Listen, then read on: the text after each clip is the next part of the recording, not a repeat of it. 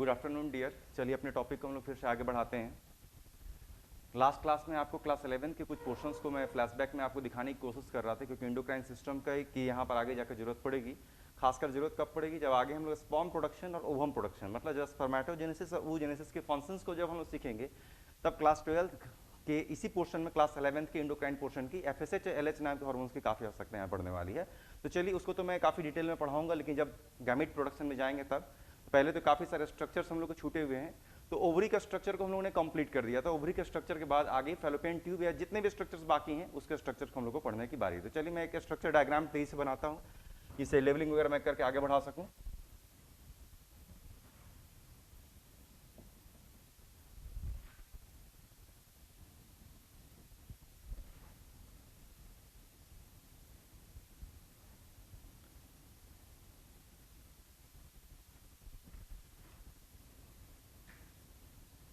चलिए starting from fallopian tube. सबसे पहला हम लोग को यहाँ पर मुख्यतः 3 स्ट्रक्चर अभी पढ़ने हैं।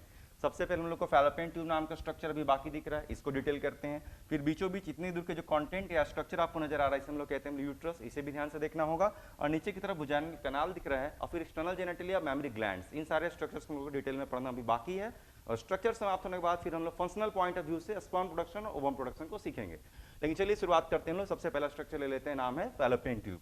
तो फैलोपियन ट्यूब को तो ऐसे हम लोग कई नाम से संबोधित करते हैं। सिंपल नाम एनसीईआरटी में देखा जाए तो फैलोपियन ट्यूब को फैलोपियन ट्यूब भी कहा जाता है, लेकिन क्या वाकई एकमात्र नाम है? नहीं, और भी नाम है। इस फैलोपियन ट्यूब को और क्या कहते हैं हम लोग? इसी को हम लोग ओविडक्ट भी कहते हैं, इसी को हम लोग ओविडक्ट भी कहते हैं।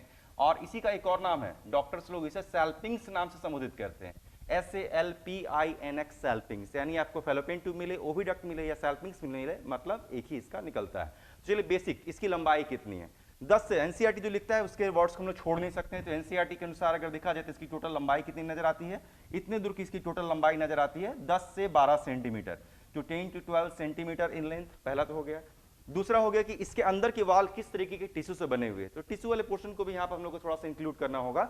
इसके अंदर की जो वाल है वो सिलिएटेड कॉलुमनर इपिथेलियल टिश्यू से बनी हुई है। दैट मींस यहाँ पर मैं लिख सकता हूँ यहाँ पर सिलिएटेड, क्योंकि अक्सर ये पूछा जाता है। तो सिलिएटेड कॉलुमनर इपिथेलियल टिश्यू है। दैट मींस अंदर की तरफ कैसे सेल्स भरे पड़े हैं? कॉलुमनर सेल्स हैं, जिनकी लंबाई काफी ज्यादा है और उनके ऊपर सीलिया नाम के स्ट्रक्चर्स भी पाए जाते हैं। तो आखिर फैलोपियन ट्यूब के अंदर की वॉल में सिलेटेड कॉलुमनर एपिथेलियल टिश्यू या एपिथेलियल सेल्स की आवश्यकता क्या पड़ गई?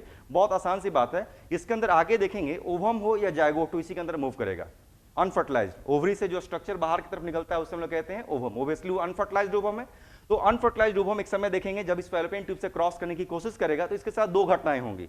या तो ये अनफर्टिलाइज्ड ओवम ही रह जाएगा, या ये अनफर्टिलाइज्ड ओवम फर्टिलाइज्ड होकर जायगोट में कन्वर्ट हो जाएगा। जो भी स्थिति हो, अगर ये अनफर्टिलाइज्ड रह गया तो दैट मीन शरीर उसे क्या करेगा? थ्रो आउट करेगा, शरीर उसे बाहर निकालने की कोशिश करेगा। नतीजा उसके पूरे के पूरे फैलोपियन ट्यूब को क्रॉस करके इस रास्ते से होते हुए नीचे की तरफ आना पड़ेगा। यानी उस अनफर्टिलाइज्ड ओवम को भी आगे बढ़ाने की आवश्यकता पड़ेगी। और अगर उस अनफर्टिलाइज्ड ओवम का फर्टिलाइजेशन होकर अगर जायगोट में कन्वर्ट हो जाएगा, तभी उसे इस पूरे के पूरे फैलोपियन ट्यूब से आगे बढ़ाकर इस यूट्रस के वाल में बहुत सारे स्थान ऐसे होंगे जहां पर उसे इंप्लांट करने की आवश्यकता पड़ेगी। यानी उसके साथ 2 घटना घटेगी। जो भी हो उसे आगे तो बढ़ाना पड़ेगा, और आगे बढ़ाने के लिए अगर वो अनफर्टिलाइज्ड ओवम हो या फर्टिलाइज होकर जायगोट में भी कन्वर्ट हो जाए, उसके पास मूव करने के लिए अपना कोई स्ट्रक्चर होता ही नहीं है। तो नतीजा इसी फैलोपियन ट्यूब के अंदर के वाल में जो मौजूद जो सीलिया होंगे उसे ढकेलने में मदद करते हैं।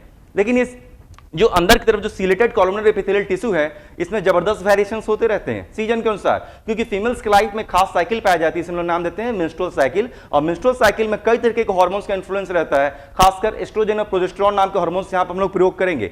आगे मैं इसको डिटेल में बताऊंगा, लेकिन फिलहाल मैं 1-2 वर्ड यहाँ पर मैं जोड़ देना चाहता हूँ। एक समय आएगा जब हम लोग मेंस्ट्रुअल साइकिल यहाँ पर पढ़ेंगे तो आप देखेंगे कि एस्ट्रोजन हार्मोन के प्रभाव में इसके अंदर सीलिया की मात्रा थोड़ी सी ज्यादा हो जाती है, और जब प्रोजेस्टेरोन हार्मोन का प्रभाव पड़ता है तो सीलिया की मात्रा बहुत ज्यादा हो जाती है। यानी चाहे एस्ट्रोजन हार्मोन का असर पड़े इसके ऊपर या प्रोजेस्टेरोन नाम के हार्मोन का असर पड़े इसके ऊपर, दोनों ही की वजह से इस फैलोपियन ट्यूब के अंदर जो सीलिया है उसकी संख्या में काफी ज्यादा बढ़ोतरी होती है, जो कि इसके आगे के फंक्शन के लिए काफी जरूरी रोल प्ले करते हैं। तो ये एक छोटा सा आंसर था। अभी देखते हैं इस फैलोपियन ट्यूब में टोटल कितने पार्ट्स हैं। इस फैलोपियन ट्यूब में टोटल 3 पार्ट्स हैं।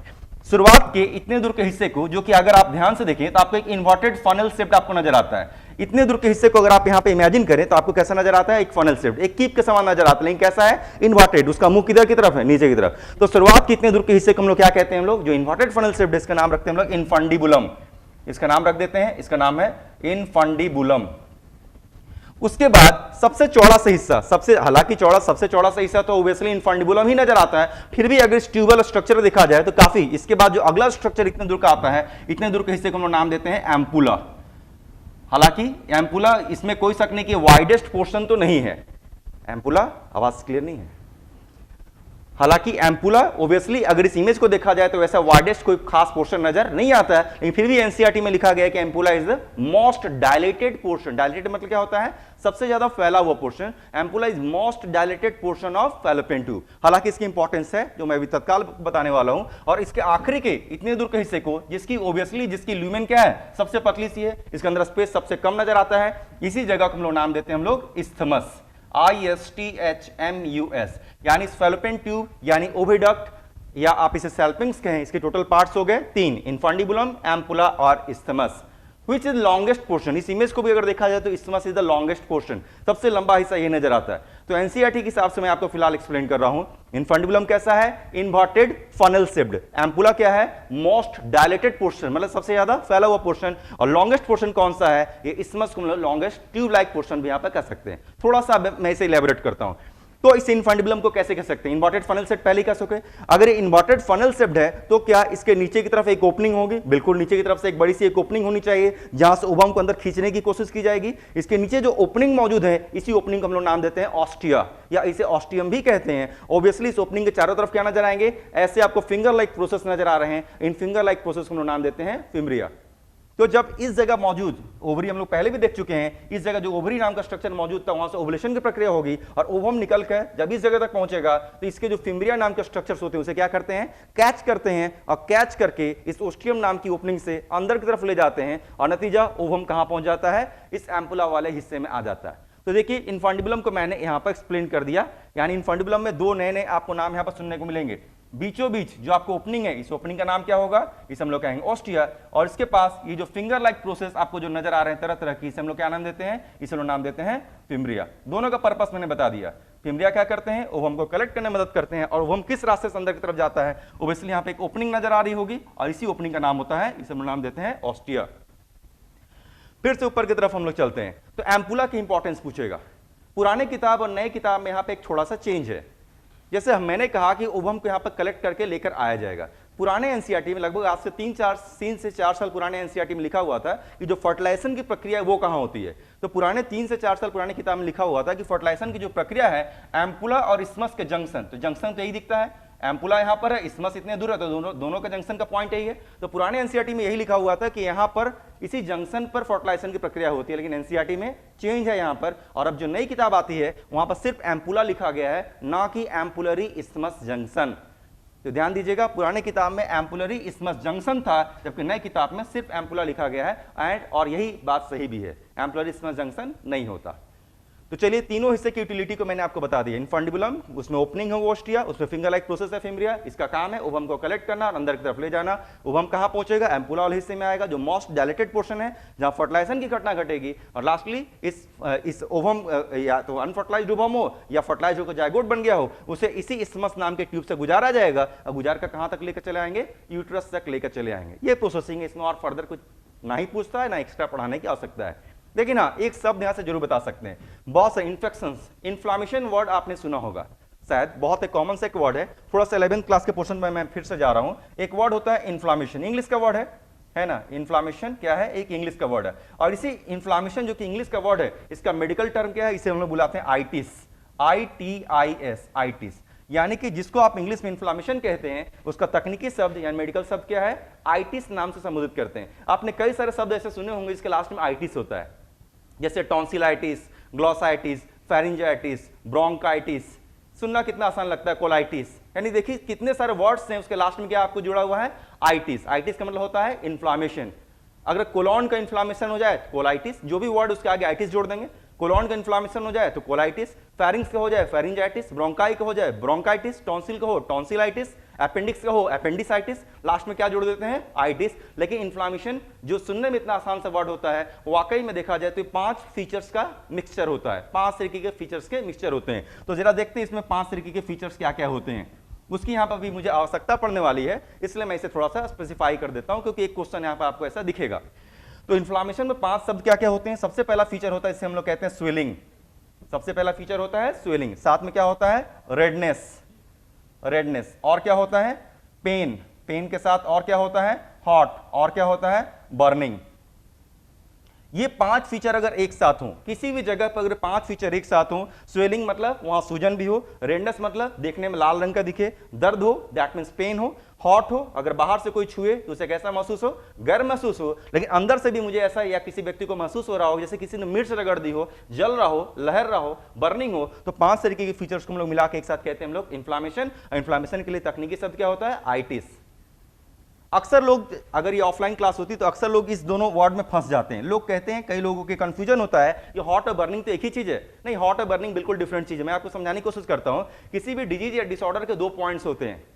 एक पॉइंट को हम लोग कहते हैं साइन, एक पॉइंट को हम लोग कहते हैं सिम्टम। शायद आपने नाम सुना होगा, मेरे ख्याल से डिफरेंस अगर आप नहीं जानते हो तो मैं आपको क्लियर कर देता हूं। साइन और सिम्टम 2 अलग अलग चीज होते हैं और दोनों में काफी डिफरेंस होता है। जिसे हम लोग देख सकते हैं, जिसे हम लोग साबित कर सकते हैं, जिसे हम लोग कहते हैं साइन, और जिसे हम लोग साबित नहीं कर सकते, जिसे सिर्फ महसूस किया जाता है, उसे हम लोग कहते हैं सिम्टम। जैसे सपोज कीजिए मेरे हाथ यहाँ से कट जाए, ये तो मुझे भी दिख रहा है, सबको दिख रहा है, ये क्या है? साइन है। मेरे यहाँ पे कुछ फोड़ा हो जाए, मुझे भी दिख रहा है, बाकी को भी दिखेगा, ये क्या है? साइन है। लेकिन मेरे सर के अंदर दर्द हो रहा है, मेरे पेट के अंदर दर्द हो रहा है, ये क्या है? सिर्फ मुझे महसूस हो रहा है, इसको कोई साबित नहीं कर सकता, इसको कोई देख नहीं सकता, ये क्या है? सिम्टम। वही डिफरेंस है इसमें हॉट और बर्निंग में। हॉट का मतलब क्या है? बाहर से छुएंगे तो गर्म महसूस होगा, दैट मींस ये प्रूफ हो रहा है, ये क्या है? साइन। लेकिन अंदर से किसी व्यक्ति को महसूस हो रहा है जैसे कि जल रहा है, लहर रहा है, किसी ने मिर्च रगड़ दी हो, इसको कोई साबित नहीं कर सकता, ये क्या है? सिम्टम। और अगर ये 5 फीचर्स का अगर मिक्सचर होंगे तो उसे इंग्लिश में हम लोग बुलाते हैं इन्फ्लामेशन, उसका तकनीकी शब्द होता है आइटिस। तो ऐसा ही एक ऑब्जेक्टिव क्वेश्चन यहां पे मिल जाता है, inflammation of fallopian tube is known as. एक क्वेश्चन रहता है, या अक्सर ऑप्शंस में भी आपको ऐसी चीज देखने मिलते हैं, तो क्या कहेंगे? तो फैलोपियन ट्यूब का मेन नाम क्या है? सैल्पिंग्स। इसलिए अगर सैल्पिंग्स का इन्फ्लामेशन हो जाए तो क्या कहेंगे? सैल्पिंजाइटिस। इसलिए अक्सर एक वर्ड मिलता है सैल्पिंजाइटिस। तो देखिए इसमें दोनों वर्ड छुपे हुए हैं, इसमें आइटिस मतलब इन्फ्लामेशन भी है और इसमें सैल्पिंग्स भी वर्ड छुपा हुआ है। इसलिए ये सैल्पिंजाइटिस नाम का वर्ड है, अक्सर आपको कहीं ना कहीं ऑब्जेक्टिव क्वेश्चन दिखता है, लोग कंफ्यूज हो जाते हैं, आंसर नहीं दे पाते। इसलिए मैंने एक ही बार आपको क्लियर कर दिया what is the meaning of itis. कहीं तो इसका मतलब इन्फ्लामेशन, उसमें भी 5 फीचर्स हैं। क्लियर हो गया मेरे ख्याल से। तो फैलोपियन ट्यूब वाले पोर्शन को हम लोगों ने फिलहाल समाप्त कर लिया और फैलोपियन ट्यूब के इन्फ्लामेशन को हम लोग सैल्पिंजाइटिस नाम भी देते हैं। चलिए अगला जो स्ट्रक्चर हम लोग को यहां पर दिख रहा है उसका नाम क्या है? यूट्रस। यूट्रस में क्या क्या हम लोग को देखना होगा? 2 तरीके से यूट्रस हम लोग यहाँ पर पढ़ेंगे। पहला ये पढ़ेंगे कि इस यूट्रस के किस हिस्से का नाम क्या है, पहले तो नाम से परिचय करेंगे और फिर देखेंगे ये जो यूट्रस की वाल है इसमें टोटल कितने लेयर्स हैं। तो टोटल 2 तरीके से इसको हम लोग पढ़ना है। तो चलिए पहले नाम से ही परिचय कर लेते हैं। एक इमेजिनरी लाइन हम लोग खींच सकते हैं यहां से, है ना। अगर आप देखें स्टमक में भी ऐसा ही कुछ स्ट्रक्चर होता था। इमेजिन कीजिए जब आपने 11th में स्टमक पढ़ा था तो उसमें भी ऐसा ही कुछ स्ट्रक्चर था जो ऊपर की तरफ आपको डोम शेप्ड ऊपर की तरफ उठा हुआ नजर आता था। अगर आप इस स्टमक में भी जब आप एक इमेजिनरी लाइन इस जगह से खींचने की कोशिश करते थे तो स्टमक का एक छोटा सा हिस्सा आपको इस इमेजिनरी लाइन के ऊपर की तरफ नजर आता था। इस हिस्से को आप कहते थे फंडस।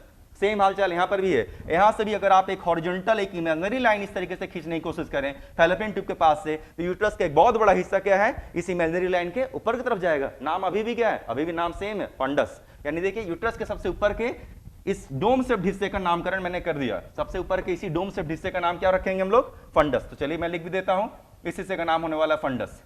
दूसरा क्या करते हैं? 2 और इमेजिनरी लाइन हम लोग खींचते हैं। 2 और इमेजिनरी लाइन। इस जगह आपको एक ट्यूब जैसा एक स्ट्रक्चर नजर आ रहा होगा। इस ट्यूब जैसे स्ट्रक्चर के पास से भी मैं क्या करता हूं, एक इस ट्यूब के ऊपर के हिस्से से मैं एक इमेजिनरी लाइन ले लेता हूं और इस ट्यूब के नीचे के इस हिस्से से भी मैं सेम इसी तरीके से एक इमेजिनरी लाइन ले लेता हूं। अब देखिए यूट्रस के टोटल 3 हिस्से हो गए।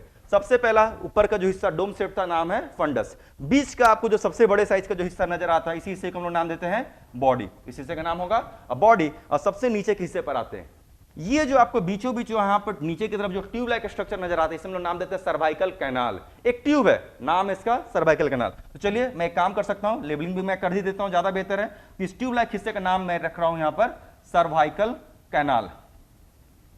लेकिन सर्वाइकल कैनाल अगर एक ट्यूब है तो उसके पास टोटल ओपनिंग्स कितने? 2 ओपनिंग है। या अगर एक ट्यूब है तो इसके ऊपर की तरफ भी एक ओपनिंग है, ट्यूब है तो नीचे की तरफ भी ओपनिंग है, दोनों का नाम अलग अलग है। इस ट्यूब में जो ऊपर की तरफ जो ये ओपनिंग आपको नजर आ रही है इस ओपनिंग का नाम है, इस ओपनिंग का नाम कहते हैं हम लोग इंटरनल ऑस। इसका नाम है इंटरनल ऑस, अंदर की तरफ है। ऑस का मतलब ये होता है ओपनिंग। ऑस भी एक मेडिकल टर्म है, ऑस कहीं भी लिखा रहा है इसका मतलब ओपनिंग ही होता है। उसी तरीके से सर्वाइकल कैनाल में नीचे की तरफ भी आपको यहाँ पे एक ओपनिंग नजर आ रही है, इसका नाम क्या रखेंगे, क्योंकि नीचे की तरफ है, बाहर की तरफ है, इसलिए इसका नाम रखेंगे हम लोग एक्सटर्नल ऑस। फिर से आंसर वही, ऑस मतलब तो ओपनिंग होता है। So what is cervical canal अगर पूछा जाए, कभी भी कहीं क्वेश्चन दिख जाए, क्योंकि आपको तो आपके क्लास 12th वाले एग्जामिनेशन भी देने होंगे, इसलिए ऐसे क्वेश्चंस कोई भी क्वेरी बस पूछ सकता है, या हो सकता है थ्योरेटिकल क्वेश्चन कहीं दिख भी जाए, तो सर्वाइकल कैनाल को क्या कह सकते हैं, it is nothing but the lower most part of the uterus. इस पूरे स्ट्रक्चर का नाम है uterus, lower most part of uterus है, which is guarded by internal os and external os. नीचे की तरफ एक ट्यूब है जिसके ऊपर की तरफ एक ओपनिंग है, यूट्रस का सबसे निचला हिस्सा है जिसके ऊपर की ओपनिंग को हम इंटरनल ऑस और नीचे की ओपनिंग को हम एक्सटर्नल ऑस कहते हैं। इसी कैनाल का नाम है सर्वाइकल कैनाल, और इसी पूरे एरिया का नाम पड़ जाता है सर्विक्स, पूरे एरिया का, यानी बीचों बीच सर्वाइकल कैनाल है, ऊपर की तरफ इंटरनल ऑस नाम की ओपनिंग है, नीचे की तरफ एक्सटर्नल ऑस नाम की ओपनिंग है, और इस पूरे के पूरे इतने दूर के एरिया का नाम क्या पड़ जाएगा, इसी हिस्से को कहते हैं हम लोग सर्विक्स। तो दैट मींस यूट्रस के टोटल कितने हिस्से हो गए, टोटल 3 हिस्से आपके यहां पर उभर कर चले आ रहे हैं। यूट्रस में सबसे ऊपर के इस डोम सेट पोर्शन को नाम दे रहे हैं फंडस। यूट्रस में ही बीच के सबसे बड़े से हिस्सा है, इसका नाम अभी दे रहे हैं हम लोग बॉडी, और नीचे की तरफ जहां में सर्वाइकल कैनाल, उसके ऊपर की ओपनिंग इंटरनल ऑस, उसके नीचे की ओपनिंग एक्सटर्नल ऑस दिख रही है, इस पूरे हिस्से का नाम है सर्विक्स। यानी इस फंडस को, बीच के बॉडी को और नीचे के सर्विक्स को अगर जोड़ दें तो जो स्ट्रक्चर बना, इस स्ट्रक्चर का नाम क्या रख रहे हैं, यूट्रस। तो चलिए अगला हेडिंग जो फिलहाल हम लोग पढ़ रहे हैं वो क्या है, यूट्रस। लगभग मैंने समझा दिया, लेकिन यूट्रस को और क्या कहते हैं, यूट्रस को इंग्लिश में वोम भी कहते हैं, यूट्रस को और क्या कहते हैं, इसी का मेडिकल टर्म है हिस्टेरा, इसको हिस्टेरा भी कहते हैं, इसको हिस्टेरा। जिस तरीके से फैलोपियन ट्यूब के 3 नाम थे, फैलोपियन ट्यूब के साथ आप इसे ओविडक्ट या सैल्पिंग्स भी कहते थे, वैसे यूट्रस के भी 3 नाम होगा। यूट्रस कॉमन सा वर्ड है, कह सकते हैं वोम, ये इंग्लिश में प्रयोग किया वर्ड है, लेकिन डॉक्टर्स लोग जनरली हिस्टेरा शब्द का प्रयोग करते हैं, तो ये मेडिकल टर्म यहां पर आप यहां पर कर सकते हैं। 3 नाम आपको हो गए। तो पहले क्वेश्चन का मैंने आंसर आपको दे दिया कि यूट्रस के टोटल हिस्से कितने हैं, 3। अपर मोस्ट डोम सेट पोर्शन को फंडस, बीच के सबसे बड़े हिस्से को बॉडी, और नीचे एक कैनाल होगा जिसमें ऊपर इंटरनल ऑस, नीचे एक्सटर्नल ऑस नाम की ओपनिंग होगी। इस कैनाल, इंटरनल ऑस, एक्सटर्नल ऑस नाम की ओपनिंग वाले इस पूरे एरिया का नाम पड़ता है सर्विक्स। यूट्रस के यही 3 हिस्से हम लोग को नजर आ रहे हैं। चलिए अब इस यूट्रस के वाल को हम लोग को पढ़ने की बारी आ गई, वाल को पढ़ लेते हैं। पहला तो हो गया यूट्रस के पार्ट्स देख रहे थे, अब हम लोग आते हैं वाल। अगर इस यूट्रस के वाल को, अगर इसका सेक्शन कहीं से भी इस तरीके से लेकर कट करने की कोशिश की गई, यूट्रस को अगर कहीं से भी कट करके देखने की कोशिश करेंगे, टोटल लेयर्स दिखेंगे 3, क्योंकि ऑफलाइन क्लास है, पहली बात है। और दूसरा, इसका एक बेहतरीन इमेज बनाना पॉसिबल नहीं, क्योंकि 3D इमेज होगा, इसलिए आपको कहीं पर भी मैं थोड़ा सा इलेबोरेट करके समझाने की कोशिश करता हूं। इमेजिन कीजिए इस टोटल थिकनेस में 3 लेयर है। सबसे बाहर की तरफ मैं थोड़ा डिफरेंट कलर का प्रयोग करता हूं, सबसे बाहर की तरफ एक कवरिंग है, पूरे यूट्रस में चारों तरफ से होगी, मैं इधर से ही बना सकता हूं। सबसे बाहर की तरफ एक कवरिंग यहां पर दिख रही है, इसका मैं कुछ नाम करूंगा। बीच में आपको ब्लैक लाइन ऑलरेडी मैंने बनाकर रखा हुआ है, इसका एक नाम करूंगा। और सबसे अंदर की तरफ आपको कुछ ऐसे कुछ फोल्डेड स्ट्रक्चर्स नजर आएंगे, इसका भी मैं कुछ नाम करूंगा। यानी टोटल अगर देखा जाए तो इसमें आपको लेयर्स कितने नजर आ रहे हैं, वही फिलहाल 3। कहीं से भी सेक्शन लेंगे तो 3 नजर आएंगे। नाम रखना होगा, सबसे बाहर के इस लेयर का नाम रखते हैं हम लोग पेरीमेट्रियम। सबसे बाहर के इस लेयर का नाम रख रहे हैं हम लोग पेरीमेट्रियम। बीच के इस ब्लैक वाली लाइन को जिसको मैंने ऑलरेडी बनाकर रखा था, इसका नाम हम लोग रख रहे हैं हम लोग मायोमेट्रियम। मायोमेट्रियम। और सबसे अंदर जो फिलहाल मैंने कुछ फोल्डेड स्ट्रक्चर्स यहां पर बनाए हैं, इसका नाम हम लोग रख रहे हैं हम लोग इंडोमेट्रियम। तो टोटल लेयर्स कितने हैं, 3। अब इस तीनों के बारे में एक एक लाइन या 2-2 लाइन क्वेश्चंस ऑलवेज पूछे जाते हैं। तीनों की कंपोजिशन पूछी जाएगी या तीनों का बेसिक फंक्शन क्या है ये आपसे पूछा जाएगा। तो चलिए मैं आपको तीनों को क्लियर करने की कोशिश करता हूं, थोड़ा सा इलैबोरेट कर रहा हूं बेहतर तरीके से। सबसे बाहर की कवरिंग हम लोग कह रहे हैं पेरीमेट्रियम। अब एनसीईआरटी में फिर से एरर है। अब जरा सोचिए, यूट्रस अगर 3 लेयर की थिकनेस है तो सबसे बाहर की लेयर जनरली किसी भी स्ट्रक्चर में अगर प्रोवाइड की जाती है तो उसे थिन होना चाहिए या थिक होना चाहिए, क्योंकि किसी भी स्ट्रक्चर में सबसे बाहर की जो कवरिंग होती है उसका काम क्या होता है, प्रोटेक्शन देगा। बाहर की कवरिंग को मोटा होना होगा तभी तो प्रोटेक्शन देगा, लेकिन एनसीईआरटी गलती कर बैठा, फिर से लिख रहा है सबसे बाहर की लेयर का नाम पेरीमेट्रियम है, लेकिन क्या है, एक थिन लेयर है, एक थिन प्रोटेक्टिव लेयर लिखता है। तो बिल्कुल अगर आपको कहीं पर भी दिखा मिल जाए ऐसा ऑप्शन जहां लिखा रहे कि पेरीमेट्रियम एक थिन प्रोटेक्टिव लेयर है, आप उसको सही मानने के लिए विवश हैं। लेकिन वाकई रियलिटी में क्या वो एक थिन प्रोटेक्टिव कवरिंग है? नहीं, वो एक थिक प्रोटेक्टिव कवरिंग होनी चाहिए थी, क्योंकि उसका काम प्रोटेक्शन देना है। लेकिन ध्यान दीजिएगा, एनसीईआरटी में से एक थिन प्रोटेक्टिव कवरिंग कहता है। चलिए हम लोग मान लेते हैं, यानी बाहर की पेरीमेट्रियम की कुछ खास काम नहीं है, बस एक प्रोटेक्टिव कवरिंग है, दैट्स ऑल। लेकिन हाँ, अब जो अगले जो 2 लेयर्स आपको दिख रहे हैं, मिडिल मायोमेट्रियम, अंदर की लेयर जो दिख रहे हैं हम लोग को इंडोमेट्रियम, इसके फंक्शंस हैं। मिडिल मायोमेट्रियम में आते हैं। मिडिल मायोमेट्रियम में क्या होंगे, इंटरनल ऑर्गन है ना, तो इंटरनल ऑर्गन में कैसे मसल्स होते हैं, इनवॉलंटरी मसल्स होते हैं। इनवॉलंटरी मसल्स का दूसरा नाम क्या होता है, स्मूथ मसल्स। यानी middle myometrium it is made up of involuntary smooth muscles. और ध्यान दीजिएगा, शरीर के सबसे मजबूत स्मूथ मसल यूट्रस के यही मसल्स को उनका दर्जा हासिल है। अगर कहीं क्वेश्चन मिल जाए, मान लेते लोकोमोशन मूवमेंट नाम का चैप्टर अपने क्लास 11 में पढ़े हुए हैं, लोकोमोशन मूवमेंट मसल्स की पढ़ाई होती है, तो मसल्स की जब पढ़ाई होती है तो वहां पर स्मूथ मसल्स की पढ़ाई होती है। और अगर एक क्वेश्चन किसी ने पूछ दिया है strongest smooth muscle of body, तो ध्यान दीजिए यूट्रस की इस मिडिल लेयर को बनाने वाले जो मायोमेट्रियम है, जिसमें जो स्मूथ मसल्स हैं, इसे स्ट्रॉन्गेस्ट स्मूथ मसल का दर्जा हासिल है। स्ट्रॉन्गेस्ट क्यों? दो वजह से इसे स्ट्रॉन्गेस्ट बनाना पड़ा। पहला, क्योंकि चाइल्ड की जो कंप्लीट डेवलपमेंट है जेस्टेशन पीरियड तक यहीं पर चलने वाली है। अब जब सोचिए चाइल्ड की डेवलपमेंट अगर जेस्टेशन पीरियड तक किसी यूट्रस के अंदर चलेगी, तो यूट्रस को ही तो उसका वजन संभालना होगा, तो वजन तो तभी संभालेगा जब स्ट्रॉन्गेस्ट हो। ये पहली वजह है। और दूसरी वजह, middle myometrium strongest smooth muscle है। इसका काम क्या होगा? During parturition, during child birth, क्योंकि चाइल्ड बर्थ के समय इसी मिडिल मायोमेट्रियम के स्मूथ मसल्स के ऊपर किसका असर पड़ेगा? याद कीजिए, लास्ट क्लास में मैंने एक हार्मोन का नाम बताया था जो पोस्टीरियर पिट्यूटरी से आ रहा था, नाम था ऑक्सीटोसिन, जिसको आप लोग बर्थ हार्मोन भी कह रहे थे हम लोग, जिसको हम मिल्क इंजेक्शन हार्मोन भी कह रहे हैं। तो बच्चे के जन्म की जब बारी आती है तो पोस्टीरियर पिट्यूटरी से आने वाला जो ऑक्सीटोसिन नाम का हार्मोन है, वो ऑक्सीटोसिन इसी मिडिल मायोमेट्रियम के ऊपर काम करता है। नतीजा क्या होता है? कॉन्ट्रैक्शंस। और इसी के कॉन्ट्रैक्शंस करने की वजह से क्या होगा? फोर्स जनरेट होगा, और फोर्स जनरेट होने की वजह से चाइल्ड बर्थ काफी आसानी से होता है। और ध्यान दीजिए, एक खास चीज मैं आपको रिपीट करता हूं, लास्ट क्लास में बता ही चुका हूं, फीडबैक मैकेनिज्म मैंने समझाया था। ऑक्सीटोसिन उन चुनिंदा कुछ हार्मोन्स में से है जो किस सिरे पर काम करता है? पॉजिटिव फीडबैक मैकेनिज्म पर काम करता है। पॉजिटिव फीडबैक मैकेनिज्म क्या है? मैं सिर्फ आपको थोड़ा सा रिपीट कर रहा हूं। मैंने समझाया था, एक हार्मोन आएगा और उस हार्मोन के काम को पूरा कर दिया जाएगा, बावजूद इसके हार्मोन अपनी मात्रा कमाने की कोशिश नहीं कर रहा। ऑक्सीटोसिन आएगा, उसकी वजह से मिडिल मायोमेट्रियम के स्मूथ मसल्स में होंगे कॉन्ट्रैक्शंस।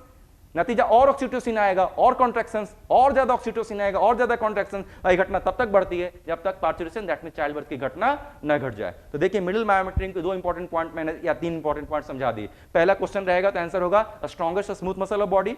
दूसरा, क्या इसकी फंक्शंस क्या होंगे? पहला, चाइल्ड के वजन को बियर करने में मदद करता है, इसलिए स्ट्रॉन्गेस्ट है। और इसी के ऊपर ऑक्सीटोसिन नाम का हार्मोन काम करने की वजह से पार्चुरेशन नाम की घटना घटती है। समाप्त हो गया। इसके अलावा मायोमेट्रियम में कोई क्वेश्चन नहीं पूछेगा। अब आ जाते हैं इनर मोस्ट लेयर, जिसका नाम है एंडोमेट्रियम। सबसे अंदर फिलहाल ब्लू कलर से देखिए हमने कुछ फोल्डेड स्ट्रक्चर बनाए हैं। इनर मोस्ट एंडोमेट्रियम, एनसीईआरटी कहता है कि ग्लैंडुलर लेयर, बिल्कुल सही है, बिल्कुल ग्लैंडुलर लेयर है। सो इनर मोस्ट एंडोमेट्रियम कैसी है? इनर मोस्ट लेयर एंडोमेट्रियम क्या है? ग्लैंडुलर लेयर है। हालांकि इसमें कुछ कनेक्टिव टिश्यू की एक भी लेयर छुपी हुई है। मैं अगर चाहूंगा इस इमेज को मैं थोड़ा सा मिटाऊंगा तो एक लेवल मैं इसको थोड़ा और एक्सप्लेन कर दूंगा एनसीईआरटी से बाहर जाकर, लेकिन फिलहाल एनसीईआरटी के लाइंस को मैं पहले रिपीट कर रहा हूं। सो इनर मोस्ट लेयर, उसका नाम एंडोमेट्रियम, किससे बना है? ये ग्लैंडुलर टिश्यू से बना हुआ है। और इसी के ऊपर दो तरीके के हार्मोन्स काम करते हैं। आगे मैं हार्मोन्स आपको डिटेल में पढ़ाऊंगा, जब मेंस्ट्रुअल साइकिल आएगा तब मैं इसको समझाऊंगा, फिर भी मैं थोड़े से एक दो लाइन को इस्तेमाल कर रहा हूं। इसी इनर मोस्ट लेयर, जिसे हम लोग इंडोमेट्रियम कहते हैं, इसके ऊपर भी दो हार्मोन काम करेंगे, एस्ट्रोजन और प्रोजेस्टेरोन। ध्यान दीजिए, पहले भी हम लोग रिपीट कर चुके हैं, फैलोपियन ट्यूब में भी यही एस्ट्रोजन और प्रोजेस्टेरोन नाम के हार्मोन काम करते थे। इसी फैलोपियन ट्यूब के अंदर की वाल पर जब एस्ट्रोजन काम करते थे तो थोड़े से सीलिया और बढ़ जाते थे, और जब प्रोजेस्टेरोन काम करते थे तो सीलिया की मात्रा और ज्यादा बढ़ जाती थी। नतीजा फंक्शनली इसे एडवांटेज मिलता था। सेम हियर, उसी तरीके से इनर मोस्ट इंडोमेट्रियम के ऊपर भी सेम दोनों हार्मोन काम करेंगे, एस्ट्रोजन भी काम करेंगे और प्रोजेस्टेरोन भी काम करेगा। क्योंकि मेंस्ट्रुअल साइकिल के दौरान क्या होता है? मेंस्ट्रुअल साइकिल के दौरान ये होता है कि सबसे अंदर की जो इंडोमेट्रियम की लेयर है, ये ब्लड के साथ बहकर या टूटकर निकल जाती है। अब इसकी रिपेयरिंग करने की बारी आती है, तो रिपेयरिंग की जिम्मेदारी पहले कौन निभाता है? एस्ट्रोजन। एस्ट्रोजन इसे क्या करता है? थोड़ा सा मोटा बना देता है। एस्ट्रोजन इसे क्या करता है? थोड़ा सा थिकन बना देता है, मोटा कर देता है। रिपेयरिंग हो रही है, और बाद में इसी लेयर के ऊपर काम करेगा प्रोजेस्टेरोन और इसे और ज्यादा मोटा बना देगा। दैट मींस देखिए, इसके ऊपर भी मैंने एस्ट्रोजन प्रोजेस्टेरोन के दोनों फंक्शन को बता दिया। तो जैसे ही घटना आपके फैलोपियन ट्यूब के अंदर सीलिया को बनाने में होती थी, पहले एस्ट्रोजन थोड़ा बढ़ाता था, फिर प्रोजेस्टेरोन और बढ़ाता था, सेम तरह की घटना इसके अंदर कौन कर रहा है? एस्ट्रोजन प्रोजेस्टेरोन इसके अंदर भी हो रही है। यानी देखिए, इनर मोस्ट इंडोमेट्रियम को भी मैंने एक्सप्लेन किया। तो सिंपल लाइन में कहा जाता क्या है? ये ग्लैंडुलर एपिथेलियल टिश्यू है, जिसमें अक्सर हर मेंस्ट्रुअल साइकिल में क्या होते हैं? बदलाव होते हैं। अब बदलाव होने के बाद इसके रिपेयरिंग की जिम्मेदारी कौन निभाता है? एस्ट्रोजन और प्रोजेस्टेरोन दोनों को निभानी होती है। एस्ट्रोजन इसे थोड़ा सा थिकन करता है, लगभग 2 से 3 मिलीमीटर की थिकनेस कौन प्रोवाइड करता है? एस्ट्रोजन। लेकिन उससे और ज्यादा मोटा, लगभग 4 से 5 मिलीमीटर की थिकनेस कौन प्रोवाइड कर देता है? प्रोजेस्टेरोन। तो इसी लेयर की काफी ज्यादा इंपॉर्टेंस है। इस लेयर को हम लोग को कई दफा बहुत डिटेल में पढ़ने का मौका मिलेगा, क्योंकि अभी तो कंप्लीट प्रेगनेंसी और जेस्टेशन पीरियड बाकी है। इस लेयर्स में बहुत सारे डेवलपमेंट्स होंगे, फिलहाल अभी हम लोग सिर्फ नाम से परिचय कर रहे हैं। तो ओवरऑल देखा जाए तो यूट्रस को दो तरीके से हम लोग ने पढ़ाई किया। पहला हम लोग इस तरीके से पढ़े, यूट्रस में अलग अलग लेयर्स के नाम क्या है, उन लेयर्स की क्या इंपॉर्टेंस है, ये मैंने बताया। और दूसरा, यूट्रस के अलग अलग पार्ट्स के क्या क्या नाम यहां पर दिख रहे हैं। चलिए नीचे की तरफ एक और पार्ट बचा हुआ दिख रहा है। अगर आप इस सर्वाइकल कैनाल को देखें तो सर्वाइकल कैनाल के नीचे क्या है, एक और कैनाल दिख रहा है। सर्वाइकल कैनाल के नीचे की तरफ जो कैनाल दिख रहा है, इस कैनाल को हम लोग क्या कहते हैं, इस कैनाल को हम लोग कहते हैं वजाइनल कैनाल। तो दो कैनाल हैं, ऊपर की तरफ जो कैनाल है जो नैरो है उसे हम लोग कहते हैं सर्वाइकल कैनाल, तरफ जो कैनाल है जो कि वाइड कैनाल, इसे हम लोग कह रहे हैं वजाइनल कैनाल। लेकिन दोनों कैनाल को अगर मिला के कॉमन नाम देना पड़े तो both of these are together called as birth canal. तो ऊपर की तरफ नैरो कैनाल है सर्वाइकल कैनाल, नीचे की तरफ वाइड कैनाल है, इसे हम लोग कहते हैं vaginal canal, and both of this canals are together called as birth canal भी इसको कहते हैं। बर्थ कैनाल क्यों, क्योंकि चाइल्ड बर्थ की प्रोसेस इसी कैनाल से अंजाम दी जाती है। लेकिन ये जो वजाइनल कैनाल है इसके जो वाल ओब्वियसली बीच इसके चारों तरफ यहां पर वाल होंगे, इसके अंदर के वाल स्मूथ नहीं है, इसके अंदर की वाल में भी क्या है, फोल्ड्स। जिस तरीके से यूट्रस के अंदर की वाल में आपको फोल्डेड स्ट्रक्चर नजर आ रहे थे, ठीक वैसे ही फोल्डेड स्ट्रक्चर इस वजाइना के अंदर की वाल में भी नजर आएंगे। लेकिन और ऐसे स्ट्रक्चर्स को नाम क्या देते हैं, इसे हम लोग कहते हैं vaginal ROUGE. That means the wall of vagina, it is lined by a folded structure and this folded layer is called as vaginal ROUGE. RUGAE लिखते हैं रुगे, लेकिन इसे पढ़ते हैं हम लोग रूज पढ़ते हैं। और ये रूज शब्द डाइजेशन एंड एब्जॉर्प्शन चैप्टर में आपने कई जगह पढ़े होंगे। पैलेट में भी ऐसे ही कुछ इरेगुलर फोल्ड्स होते हैं, उसे भी कहते हैं रूज। इसोफेगस में भी अंदर इरेगुलर फोल्ड्स होते हैं, उसे भी कहते हैं रूज। और स्टमक के अंदर भी फोल्ड्स होते हैं, उसे कहते हैं हम लोग गैस्ट्रिक रूज। ऐसे ही फोल्ड्स जेजुनम इलेम होते हैं, उसे आप कहते हैं विलाई। और ऐसे ही फोल्ड्स रेक्टम में भी होते हैं, उसे भी आप कहते हैं रेक्टल रूज। तो ये रूज शब्द डाइजेशन एब्जॉर्प्शन शब्द में भी, डाइजेशन एब्जॉर्प्शन वाले चैप्टर में भी कई दफा आया था। तो सेम यही है, that means inner most layer of the vagina और the wall of the vagina it shows irregular folds and such folds are called vaginal rugae. तो इस तरीके से अगर देखा जाए तो हम लोग ने कई सारे स्ट्रक्चर्स इंटरनल जो थे समाप्त कर लिए। लेकिन चलिए इस हिस्टेरिया से संबंधित एक और छोटा सा क्वेश्चन मैं यहां पर जोड़ देता हूं। क्वेश्चन जिस तरीके से फैलोपियन ट्यूब के इन्फ्लामेशन को हम लोग कहते थे हम लोग सैल्पिंजाइटिस, उसी से मिलता जुलता एक छोटा सा क्वेश्चन यूट्रस से भी रहता है। Removal of uterus is called hysterectomy. जैसे ध्यान दीजिए, पिछली बार मैंने आपको क्या समझाया, पिछली बार अभी जस्ट मैंने आपको समझाया कि आइटिस का मतलब होता है इन्फ्लामेशन, अभी जस्ट मैंने समझाया। तो अगर किसी वर्ड के आगे आइटिस जोड़ देंगे तो इन्फ्लामेशन क्या होता है ऑलरेडी समझा दिया। उसी तरीके से अगर किसी वर्ड के आगे अगर टोमी जोड़ दें, टोमी का मतलब होता है सर्जिकली उसको काट करके निकाल देना। फिर से देखिए, इस वर्ड को आपने कई दफा सुना है, अपेंडेक्टोमी, अपेंडिक्स काट कर निकाल दिया। टॉन्सिलेक्टोमी, टॉन्सिल काट कर निकाल दिया। अक्सर आपने इस वर्ड को सुना होगा वैसेक्टोमी, वास डिफरेंस को कट कर देते हैं। ट्यूबेक्टोमी, इससे फैलोपियन ट्यूब को कट कर देते हैं। ये वर्ड टोमी किसी के आगे जुड़ा रहा है, टोमी का मतलब होता है सर्जिकली रिमूवल। तो ऐसे ही क्वेश्चन पूछा गया, removal of uterus is called, तो क्या कहेंगे, removal of uterus is called hysterectomy. Hystera मतलब क्या होता है, यूट्रस, और उसको काट देना है। हिस्टेरिक आगे जोड़ दिया टोमी, तो नाम पड़ गया हिस्टेरेक्टोमी। तो दो एडिशनल अप्लाइड क्वेश्चन मैंने आपको समझा दिए जो कि आपको क्वेश्चन में दिख जाते हैं। पहला इन्फ्लामेशन फैलोपियन ट्यूब को क्या कहेंगे, सैल्पिंजाइटिस, एंड रिमूवल ऑफ यूट्रस को क्या कहेंगे हम लोग, हिस्टेरेक्टोमी। एक छोटा सा क्वेश्चन मैं यहां पर जोड़ देता हूं यहीं पर। अगर मान लेते हैं किसी फीमेल्स में यूट्रस को किसी भी कारणवश हटाने की जरूरत पड़ गई, हिस्टेरेक्टोमी उसका कर दिया गया, तो क्या उस फीमेल के अंदर हार्मोन्स की मात्रा पर कोई असर पड़ेगा? जवाब है नहीं, क्योंकि हार्मोन्स बनते कहां हैं, ओवरी के अंदर बनते हैं। अभी इस ओवरी को हम लोग काफी डिटेल में पढ़ेंगे, तो आप देखेंगे जितने हार्मोन्स हैं, ऑलरेडी एक बार मैंने इसके सेक्शन को पढ़ा भी दिया है। तो इसी के अंदर जब फॉलिकल्स की डेवलपमेंट होती है तो तीन तरीके के हार्मोन्स भी इसी के अंदर आते हैं। एस्ट्रोजन भी पहले इसी के अंदर बनता है, प्रोजेस्टेरोन भी बाद में इसी के अंदर बनेगा, और लास्टली रिलैक्सिन नाम का हार्मोन भी इसी के अंदर बनेगा। क्योंकि हमने यूट्रस को रिमूव किया है, जिस भी वजह से रिमूव किया हो, लेकिन फीमेल्स के अंदर क्योंकि ओवरी अभी भी छोड़ दिया गया है, इसलिए हार्मोनल कोई भी डिस्टर्बेंस नहीं आएगा। इसलिए अगर अप्लाइड क्वेश्चन रहा कि whether hysterectomy causes any effect upon the amount of hormone in any female, answer होगा नहीं, इससे हार्मोन की मात्रा कोई अंतर नहीं आएगा। लेकिन हाँ, अगर किसी फीमेल को ओवरी हटा दे तो क्वेश्चन ओवरेक्टोमी कर दे, क्योंकि ओवरी के हटाने को क्या कहेंगे, ओवरेक्टोमी, आगे मैंने टोमी जोड़ दिया। क्या ओवरेक्टोमी की वजह से हार्मोनल डिस्टर्बेंस आएगी? एस्योर्ड केस है, बिल्कुल आ जाएगा, क्योंकि ओवरी रिमूव करने के मतलब है कि एस्ट्रोजन प्रोजेस्टेरोन का सोर्स को मैंने हटा दिया, ओब्वियसली अब पूरी तरीके से असर पड़ जाएगा। तो थोड़ा सा हार्मोनल अप्लाइड जो क्वेश्चन था मैंने हार्मोन रिलेटेड यहां पर जोड़ दिए। तो ये देखिए लगभग स्ट्रक्चर्स हम लोगों ने इंटरनल यहां पर समाप्त कर लिया। अब हम लोग क्या करना है, फीमेल, जिस तरीके से मेल एक्सटर्नल जेनेटिलिया के सेक्शन को हम लोग पढ़े थे, उसी तरीके से फीमेल एक्सटर्नल जेनेटिलिया का हम लोग स्ट्रक्चर को पढ़ेंगे, और फिर मैमरी ग्लैंड के स्ट्रक्चर को पढ़ने के बाद तब हम लोग गैमेटोजेनेसिस की तरफ आगे बढ़ जाएंगे। So now we are starting structure of female external genitalia. थोड़ा कॉम्प्लिकेटेड है, लेकिन मैं इसको काफी आसान तरीके से यहाँ पर बताने की कोशिश करता हूं। अगर आप बिल्कुल कॉन्सेंट्रेट करके ध्यान से यहाँ पर सुनने की कोशिश करें तो एक ही बार में आपको याद हो जाएगा। अब मैं आपके कुछ क्वेश्चंस ले लेता हूं, क्वेश्चंस काफी ज्यादा हैं लग रहा है यहाँ पे। कि गौरव कुमार ने क्वेश्चन पूछा है कि आउटर कवरिंग प्रोटेक्शन का काम करता है लेकिन है तो थिन ही ना। अब देखिए इसी चीज को मैंने इलैबोरेट कर दिया। आप एक स्टूडेंट हैं, बिल्कुल मैं भी आपकी जो किताब एनसीईआरटी मैं भी उसी को पढ़ा रहा हूं, इसलिए जब इस टॉपिक को मैं डिस्कस करा तो मैंने ऑलरेडी आपको बताया कि एनसीईआरटी में लिखा है थिन प्रोटेक्टिव कवरिंग, हम लोग भी आंसर में उसको थिन प्रोटेक्टिव कवरिंग को ही सही मानेंगे। लेकिन बाय प्रोफेशन मैं डॉक्टर हूं, आपने किताब में उसके एक लाइन को पढ़ा हुआ है, मैंने उसे अपने आंखों से देखा हुआ है। अब काफी ज्यादा थिक लेयर है, इसलिए आप चिंता ना करें, वो एक थिक लेयर है। किसी ने कहा outer most layer muscle, muscle नहीं होगा, मसल तो सिर्फ मिडिल लेयर में।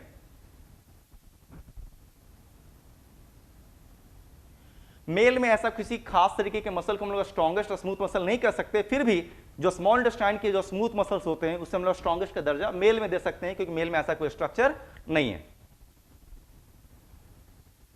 अगला क्वेश्चन मैं ले लेता हूं।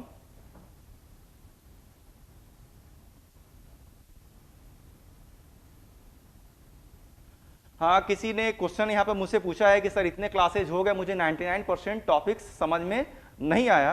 तो चलिए थोड़ी सी आपकी थोड़ी सी दूसरे तरीके की प्रॉब्लम है, क्योंकि मुझे लगता है कि मैक्सिमम लोगों को बहुत अच्छे तरीके से समझ में आया होगा। आप इस वीडियो को अच्छे से प्लेबैक करके देखें। ये क्वेश्चन नहीं है, आपकी कंसर्न है कुछ दूसरे तरीके से, तो इसको मैं क्वेश्चन के तौर पर सॉल्व नहीं कर सकता।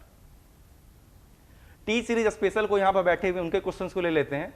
सर जो यूट्रस में 3 लेयर्स होता है, वही 3 लेयर्स ओविडक्ट में भी होता है क्या? नहीं, ओविडक्ट में ऐसे किसी लेयर्स की बात हमने नहीं की। ओविडक्ट में सिर्फ 2 ही लेयर होते हैं। बाहर की एक प्रोटेक्टिव कवरिंग होती है, अंदर की तरफ सिलेटेड सेल्स होते हैं। क्योंकि इमेजिन कीजिए अगर ओविडक्ट में भी अगर मसल्स होते तो फिर अंदर इसके वाल के अंदर सीलिया की जरूरत नहीं पड़ती, क्योंकि मसल ही कॉन्ट्रैक्शन करके ओवम या जाइगोट को आगे बढ़ा सकते थे। तो ओविडक्ट में सिर्फ 2 ही लेयर्स होंगे।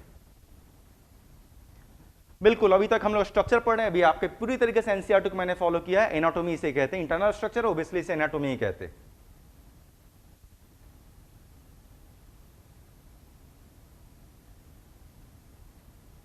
हाँ, एक क्वेश्चन किसी पांडे जी सर ने पूछा है कि ओवेरियन सिस्ट कैसे हो जाते हैं फीमेल्स में। बहुत आसान सा चीज है। जैसे ओवरी मैंने देखा, मैंने आपको एक चीज और भी यहाँ पर क्लियर किया था कि इस ओवरी के अंदर ओवम प्रोडक्शन होता है। हर महीने ओवम प्रोडक्शन कितने होते हैं? एक, अल्टरनेट करके। सामान्यतः ऐसा कोई फिक्स रूल नहीं है, लेकिन जनरली देखा जाता है कि इस ओवरी में इस महीने अगर ओवम बना होगा तो अगले ओवरी में अगले महीने बनेगा, फिर उसके अगले महीने इसमें बनेगा, फिर उसके अगले महीने इसमें बनेगा। अल्टरनेट जनरली करता है, लेकिन ऐसा कोई रूल नहीं है। कई सारे ओवम भी एक बार में डेवलप होने की कोशिश करते हैं, और अगर जरूरत से ज्यादा ओवम अगर किसी भी तरफ में डेवलप करने की कोशिश करें, और कई सारे और भी हार्मोनल इंबैलेंस की वजह से अक्सर वो ओवम क्या होते हैं, ओवुलेशन में हिस्सा ना लेकर वो क्या करते हैं, गांठ के रूप में कन्वर्ट हो जाते हैं। उन्हीं गांठों को हम लोग ओवेरियन सिस्ट भी कहते हैं, और इस डिजीज को हम लोग पीसीओडी भी कहते हैं, पॉलीसिस्टिक ओवेरियन डिजीज।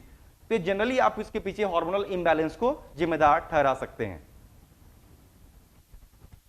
क्वेश्चन है sir why we remove uterus. ऐसी बहुत सारी बीमारियां हैं जिसमें यूट्रस क्या शरीर के काफी इंपॉर्टेंट हिस्से को भी काट कर अलग कर देना पड़ता है ना। तो अगर जरूरत पड़ेगी और किसी ऑर्गन में अगर ऐसी कुछ बीमारी हो गई मान लेते हैं जो कि अब ठीक होने के लायक ही नहीं बचा, तो बेसिकली उसे रिमूव कर देना ही सबसे बेहतरीन चीज माना जाता है।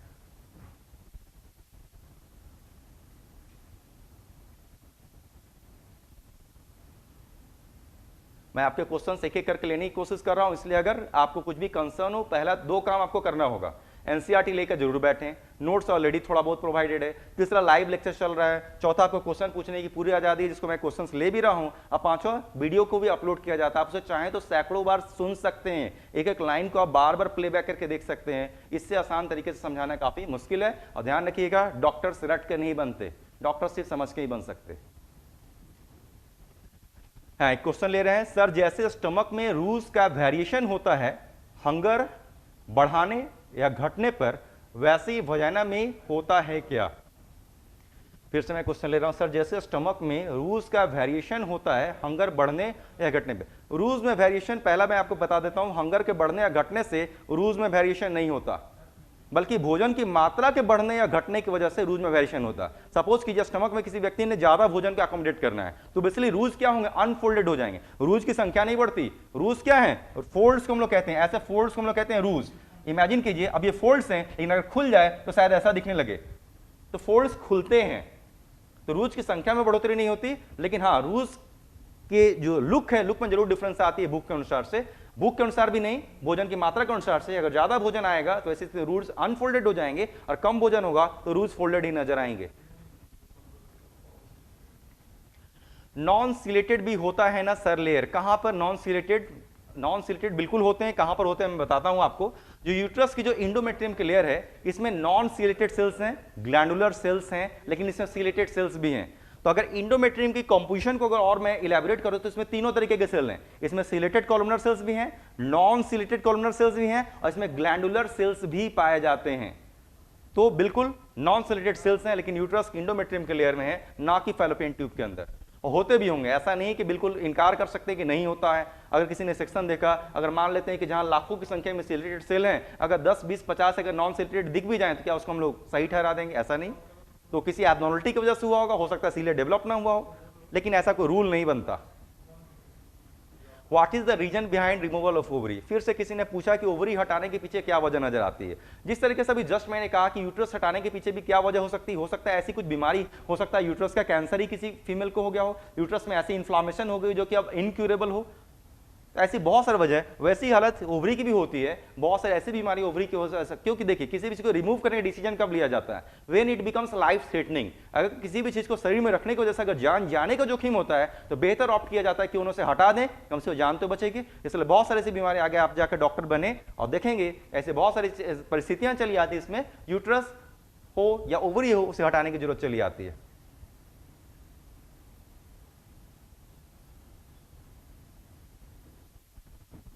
पेक सेल्स तो नॉन सिलेटेड होता है ना सर। पीजीसीज की बात कर रहे हैं क्या आप? Primordial germ cells. Primordial germ cells यहां तो पीजीसीज तो नहीं आ रहे हैं। पीजीसीज तो आपको ओवरी और सेमिनिफेरस ट्यूब्यूल्स के अंदर आएंगे। पेक सेल्स मैंने नाम थोड़ा क्लियर नहीं समझ पा रहा हूं, आप इसे थोड़ा और इलैबोरेट करके पूछिए, पूरा नाम अच्छे से आप बोलिए, मैं समझने की कोशिश करता हूं।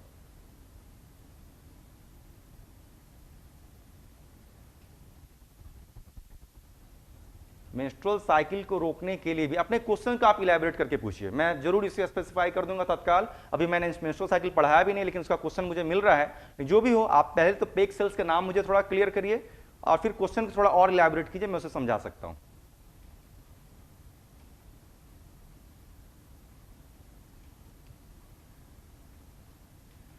पीसीओडी को कैसे ठीक किया जाए? पीसीओडी को ठीक करने के जो आपने ट्रीटमेंट पॉइंट ऑफ पूछा, तो ट्रीटमेंट मैं आपको बता देता हूं। ट्रीटमेंट की भी पढ़ाई एमबीबीएस के 4th ईयर में इसकी शुरुआत होती है, अभी आप उसके काफी पहले हैं, इसलिए आप पीसीओडी की ट्रीटमेंट काइंडली मुझसे ना पूछें। फिर भी अगर किसी को पीसीओडी हो तो मेरे पर्सनल नंबर पर मुझसे संपर्क कर सकता है, अपनी रिपोर्ट्स आप मुझे भेज सकते हैं, मैं पूरी तरीके से आपको गाइड करूंगा क्या कर सकते हैं। हो सकता है मैं आपको मेडिसिन से बता दूं या उसका ट्रीटमेंट बता दूं, तो मेरे पर्सनल नंबर पर कॉन्टैक्ट कीजिए विथ रिपोर्ट्स एंड प्रिस्क्रिप्शन।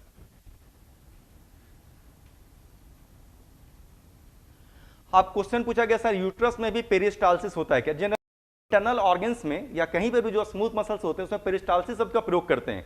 जैसे पूरे एलिमेंट्री कैनाल के मूवमेंट में हम लोग पेरिस्टाल्सिस शब्द का यहाँ पर प्रयोग कर ही रहे हैं। अगर देखा जाए तो हम लोग पेरिस्टाल्सिस शब्द का प्रयोग कहाँ पर किए थे? मेल में भी एपिडिडायमिस और वास डिफरेंस में हमने कहा था, उसके अंदर भी पेरिस्टाल्सिस नाम की मूवमेंट्स हो रही है। तो वैसे जगह पर हर जगह पर उस मूवमेंट को पेरिस्टाल्सिस कहा जाए आवश्यक नहीं है। इसलिए यूट्राइन मूवमेंट को पेरिस्टाल्सिस ऐसा नहीं कि मैं कह रहा हूँ कि नहीं कह सकते, लेकिन ऐसा कुछ शब्द यहाँ पर जनरली लिखा हुआ नहीं मिलता। यूट्रस के अंदर होने वाले मूवमेंट्स को हम लोग जनरली यूट्राइन कॉन्ट्रैक्शंस कहते हैं, ना कि पेरिस्टाल्सिस। तो ये शब्दों का थोड़ा हेर फेर जरूर है, ऐसा नहीं कि डिनाई कर सकते, लेकिन जनरली यूट्राइन कॉन्ट्रैक्शंस वर्ड ही सुनने को मिलते हैं, पेरिस्टाल्सिस सुनने को नहीं मिलता।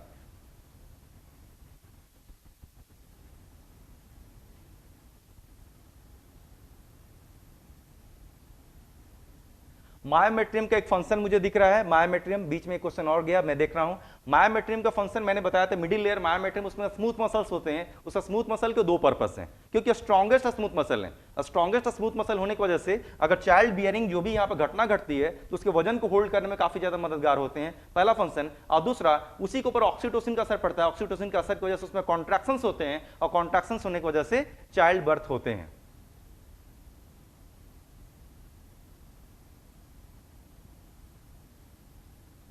हाँ, क्वेश्चन ठीक है। अभी मैं फिर से पूछ रहा हूँ, मेरे ख्याल से इंडोक्राइन सिस्टम की आपकी प्रॉब्लम है, हार्मोन 11th क्लास का है। मैं इसको फिर भी क्वेश्चन ले लेता हूँ। क्वेश्चन पूछा गया कि अगर ओवरी को रिमूव कर देंगे तो हार्मोनल रिक्वायरमेंट कैसे पूरी होगी? आपको एक चीज ध्यान रखना होगा कि most of the hormones they are released in the blood. तो ओवरी को तो ऑलरेडी मैंने छोड़ ही दिया है ना। ओवरी को अगर मैंने छोड़ ही दिया है तो बेसिकली उसके अंदर यूट्रस को, मैंने दोनों तरीके से आंसर दे रहा हूं, मैंने यूट्रस को हटा दिया, ओवरी को छोड़ दिया। ओवरी को छोड़ दिया तो बेसिकली उसके अंदर ब्लड सप्लाई के जरिए हार्मोन तो पूरे हो ही जाएंगे। लेकिन आपका क्वेश्चन है कि ओवरी को अगर हटा देंगे तो हार्मोनल रिक्वायरमेंट कहां से पूरी होंगे? दिस इज कॉल्ड HRT, इसे हम लोग कहते हैं हार्मोनल रिप्लेसमेंट थेरेपी। ऐसे बहुत सारे इंडोक्राइन ग्लैंड्स शरीर से अलग अलग परिस्थितियों की वजह से हटाने की जरूरत पड़ती है, इंक्लूडिंग ओवरी भी हटाने की जरूरत पड़ जाती है। तो वैसे ही ओबियसली फीमेल्स के शरीर में एस्ट्रोजन और प्रोजेस्टेरॉन नाम के हार्मोन से इसकी जो कॉम्बिनेशन से उसकी कमी होने वाली है, उसको हम बाहर से सब्स्टिट्यूशनल हार्मोन देते हैं, and this kind of therapy is called HRT, hormone replacement therapy, and which should be continued through out life. तो ये क्लास 11th के टॉपिक्स, ये आपके सिलेबस का हिस्सा कहीं नहीं, ना 11th का ना 12th का, फिर भी मैंने आपको गाइड किया how can it be corrected. तो बाय HRT। हाँ, फिर से आ गया वो पेज सेल, ऊपर छूट भी गया था, क्वेश्चन मैं फिर से ले रहा हूं। ग्रेलिन एंड लेप्टिन का सिक्रेशन से चेंजेज आता है, बिल्कुल वहां पर चेंजेज आता है। Peg cells are present in wall of oviduct which is non ciliated. पहले मैं आपको बता देता हूं, ठीक है, आप उसका नाम पेग सेल्स रख रहे हैं, मैं आपको एक चीज क्लियर कर देता हूं, इसमें कोई शक नहीं कि फैलोपियन ट्यूब के अंदर के वॉल में नॉन सिलेटेड सेल्स भी होते हैं, और नॉन सिलेटेड सेल्स जनरली क्या सिक्रेट करते हैं, तो वो लुब्रिकेटिंग फ्लूइड म्यूकस से सिक्रेट करते हैं। सिंपली हम लोग लुब्रिकेटिंग फ्लूइड को म्यूकस ही कहा करते हैं, क्योंकि फैलोपियन ट्यूब के अंदर के वॉल में अगर म्यूकस अगर रहे तो लुब्रिकेशन होने की वजह से सीलिया जनरली काफी हार्ड नहीं होते, उनकी स्मूथनेस बनी रहती है, और जो भी अनफर्टिलाइज्ड ओवम होते हैं या जो जाइगोट आगे बनेंगे उसको आगे ढकेलने में काफी मदद मिलती है। इसलिए इसमें कोई शक नहीं कि उसमें नॉन सिलेटेड सेल्स होते हैं और सिक्रेशंस जरूर करते हैं, लेकिन ऐसे सेल्स की संख्या नगण्य है और आपको सिलेबस में कहीं इंक्लूड नहीं करता, और बिल्कुल वो लेप्टिन सिक्रेट करते हैं। लेकिन घिरालिन के बारे में मुझे कोई जानकारी याद नहीं आ रही, हो सकता है मैंने पढ़ा हो लेकिन मेरे ध्यान में नहीं है, लेकिन लेप्टिन जरूर सिक्रेशन होता है।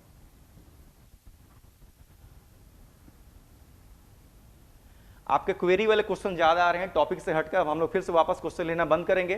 फिर से क्वेश्चन आने लगा कि हिस्टेरेक्टोमी के बाद ओवरी का क्या। ओब्वियसली अगर प्रॉब्लम यूट्रस में है तो रिमूव तो यूट्रस को ही करेंगे, ओवरी को नहीं करेंगे, ओवरी को बिल्कुल छोड़ दिया जाएगा। ये कॉमन से क्वेश्चन है। पीसीओडी को रिपीट करिए सर। हार्मोनल इंबैलेंस की वजह से इसके अंदर, एक ओवरी के अंदर कई सारे ओवम एक साथ डेवलप होने की कोशिश करते हैं, और उसी इंबैलेंस की वजह से डेवलप करने की कोशिश तो करते हैं, लेकिन मोस्ट ऑफ द ओवम क्या होते हैं, काफी हार्ड सिस्ट के रूप में कन्वर्ट हो जाते हैं, यानी ना वो अंदर रह पाते हैं, ना ही वो ओवुलेशन होकर बाहर निकल पाते हैं, बल्कि गांठ बनकर रह जाते हैं। ऐसी बीमारियों को, क्योंकि इसकी ऐसे सिस्ट की संख्या एक ओवरी के अंदर बहुत सारी होगी, इसलिए इसे हम लोग कहते हैं पीसीओडी, पॉलीसिस्टिक ओवेरियन डिजीज। और जनरली पीसीओडी जैसे चीजेज में कुछ मेडिसिन तो चलते हैं, लेकिन 6 से 8 महीने में खुद ब खुद ठीक हो जाते हैं, इसके इलाज करने की भी आवश्यकता नहीं पड़ती।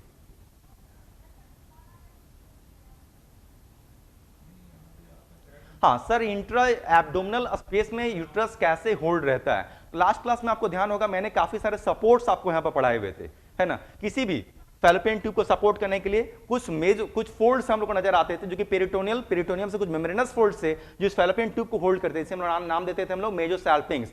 वैसे ही यूट्रस को होल्ड करते थे, उसका नाम रखते थे हम लोग मेजोमेट्रियम। वैसे ही ओवरी को हम लोग होल्ड करते थे, उसका नाम रखते थे मेजोवेरियन। यानी पेरिटोनियल फोल्ड से जो पेरिटोनियल कवरिंग है उसे कुछ थिक मेम्ब्रेनस फोल्ड्स होते हैं जो कि इन स्ट्रक्चर्स को होल्ड करके रखते हैं। तो यूट्रस को होल्ड करने वाला स्ट्रक्चर्स का नाम हमने रखा था मेजोमेट्रियम।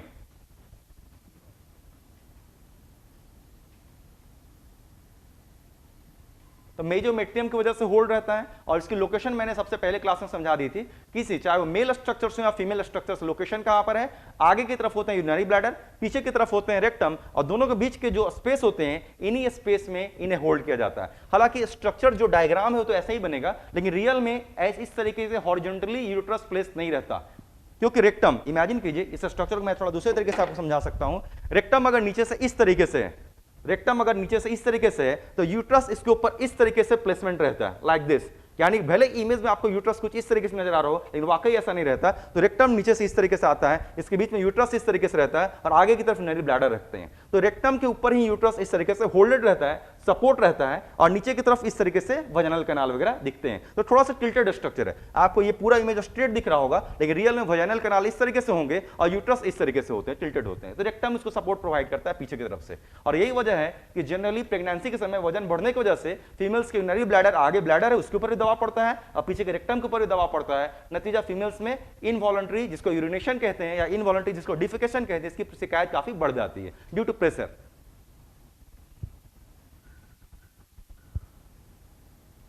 हाँ बिल्कुल, ये क्वेश्चन बहुत अच्छे से आपने पूछा, क्या एक ओवरी को हटा देंगे तो क्या मेंस्ट्रुअल साइकिल होगा ना। मैंने मेंस्ट्रुअल साइकिल नहीं पढ़ा है, लेकिन बिल्कुल अगर एक ओवरी को हटा दिया जाएगा तो मेंस्ट्रुअल साइकिल बिल्कुल होगा, क्योंकि दूसरा ओवरी है अभी इंटैक्ट है और वहां से भी एस्ट्रोजन या जो भी प्रोजेस्टेरोन वाले हार्मोन आते हैं वो अभी भी आते होंगे, और उसके ऊपर एफएसएच और एलएच नाम का हार्मोन काम करता है। मतलब साफ है, अगर एक ओवरी को रिमूव भी कर देंगे तो भी मेंस्ट्रुअल साइकिल जैसी घटना जरूर घटेगी। और इसको क्या कहते हैं, इसको हम लोग कंपनसेटरी मैकेनिज्म भी कहते हैं, कंपनसेट करना। जनरली अगर दो होते हैं तो दोनों, मान लेते हैं एग्जांपल ले लेते हैं, मान लेते हैं इधर के ओवरी से भी कुछ सिक्रेशन हो रही है, मान लेते हैं 5 माइक्रोग्राम, और इधर के ओवरी से भी कुछ सिक्रेशन हो लगभग 5 माइक्रोग्राम, तो दोनों कितने हो गए 10 माइक्रोग्राम। लेकिन अगर एक ही होते हैं तो वो एक ही क्या करता है, लगभग डबल सिक्रेशन करता है, 10 माइक्रोग्राम के आसपास करता है, जिससे दूसरे ओवरी से निकलने वाला जो हार्मोनल जो कमी नजर आ रही है उसको कंपनसेट कर सके, and this is called compensatory mechanism. तो वैसे स्थिति कंपनसेटरी मैकेनिज्म काम करता है, इसलिए मेंस्ट्रुअल साइकिल को कोई दिक्कत नहीं होता।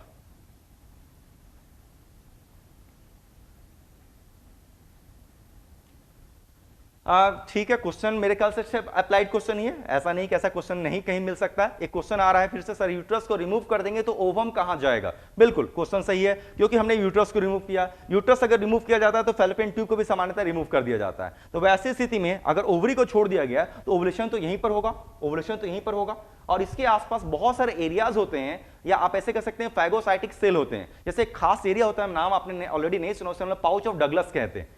ये मेडिकल साइंस का टर्म आ गया। अब आप सोचिए, मैंने एक नाम लिया, अब आप उसको क्वेरी करेंगे कहां पर है ना, इसी जगह पर। तो अगर मैंने इस सारे स्ट्रक्चर्स को हटा दिया तो इसके ओवरी के आसपास जो एरिया है उसे हम लोग कहते हैं पाउच ऑफ डगलस। तो पाउच ऑफ डगलस के बहुत सारे सेल्स फैगोसाइटिक नेचर के होते हैं, और वो इस ओवम को क्या करेंगे, फैगोसाइटोस कर जाएंगे, खा जाते हैं।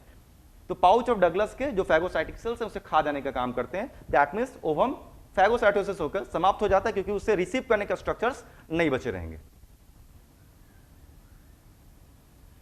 फिर से क्वेश्चन, आपने मेरे आंसर को समझा नहीं। मैंने ये कहा अभी थोड़ी देर पहले, किसी ने कहा फिर से क्वेश्चन, फिर से जस्ट अपोजिट, आप ध्यान से सुनते नहीं है इसलिए दोबारा क्वेश्चन पूछ बैठते हैं। फिर से आपने क्वेश्चन पूछ बैठा है कि क्या मेंस्ट्रुअल साइकिल लेट नहीं होगा। अभी जस्ट मैंने कहा कि कंपनसेटरी मैकेनिज्म है, अगर हमने एक को हटा दिया एक ही बचा, और एक ही बचा तो क्या करेगा, दोनों की जिम्मेदारी को पूरा करता है, और दोनों की जिम्मेदारी को पूरा करने की वजह से जनरली किसी तरीके की प्रॉब्लम्स महसूस नहीं होते। इसलिए मुझे नहीं लगता कि ऐसी कोई प्रॉब्लम आनी चाहिए, और अगर प्रॉब्लम आनी ही होगी तो एक नॉर्मल फीमेल से भी आएंगी। मैंने यूट्रस को भी छोड़कर रखा हुआ है, नॉर्मल फीमेल जिसमें कोई बीमारी नहीं है, यूट्रस भी वहीं पर है, फैलोपियन ट्यूब भी वहीं पर है, ओवरी भी वहीं पर है। तब तो ऐसी स्थिति में क्या मेंस्ट्रुअल साइकिल बिल्कुल क्या हर एक फीमेल्स में नॉर्मल है? जवाब है नहीं। बहुत सारे फीमेल्स में तो 2-2 महीने या 2.5 महीने पर भी देखने को मिलते हैं, बहुत सारे फीमेल्स से मात्र 12 से 15 दिन पर भी देखने को मिलते हैं। यानी इसकी साइकिल तो एक नॉर्मल हेल्दी कंडीशन में भी देखने को नहीं मिलती। तो आप अगर एक फिक्स रूल अगर आप मुझसे सुनना चाहेंगे, एक एबनॉर्मलिटी की वजह से क्या मेंस्ट्रुअल साइकिल में हेरफेर होगी कि नहीं, तो ऐसा कोई फिक्स रूल कभी बना नहीं, क्योंकि कोई भी हार्मोन्स की मात्रा ये पर्सन टू पर्सन वैरी करती है और परिस्थितियों के अनुसार भी वैरी करती है। इसलिए ऐसा अगर आप फिक्स रूल सुनना चाहेंगे तो ऐसा कोई फिक्स रूल नहीं बना।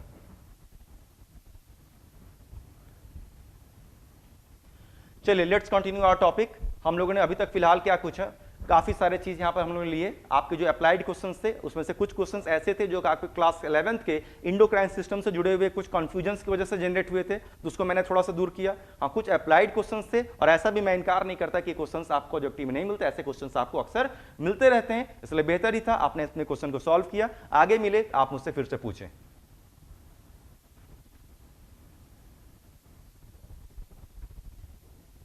एक्सटर्नल जेनेटिलिया,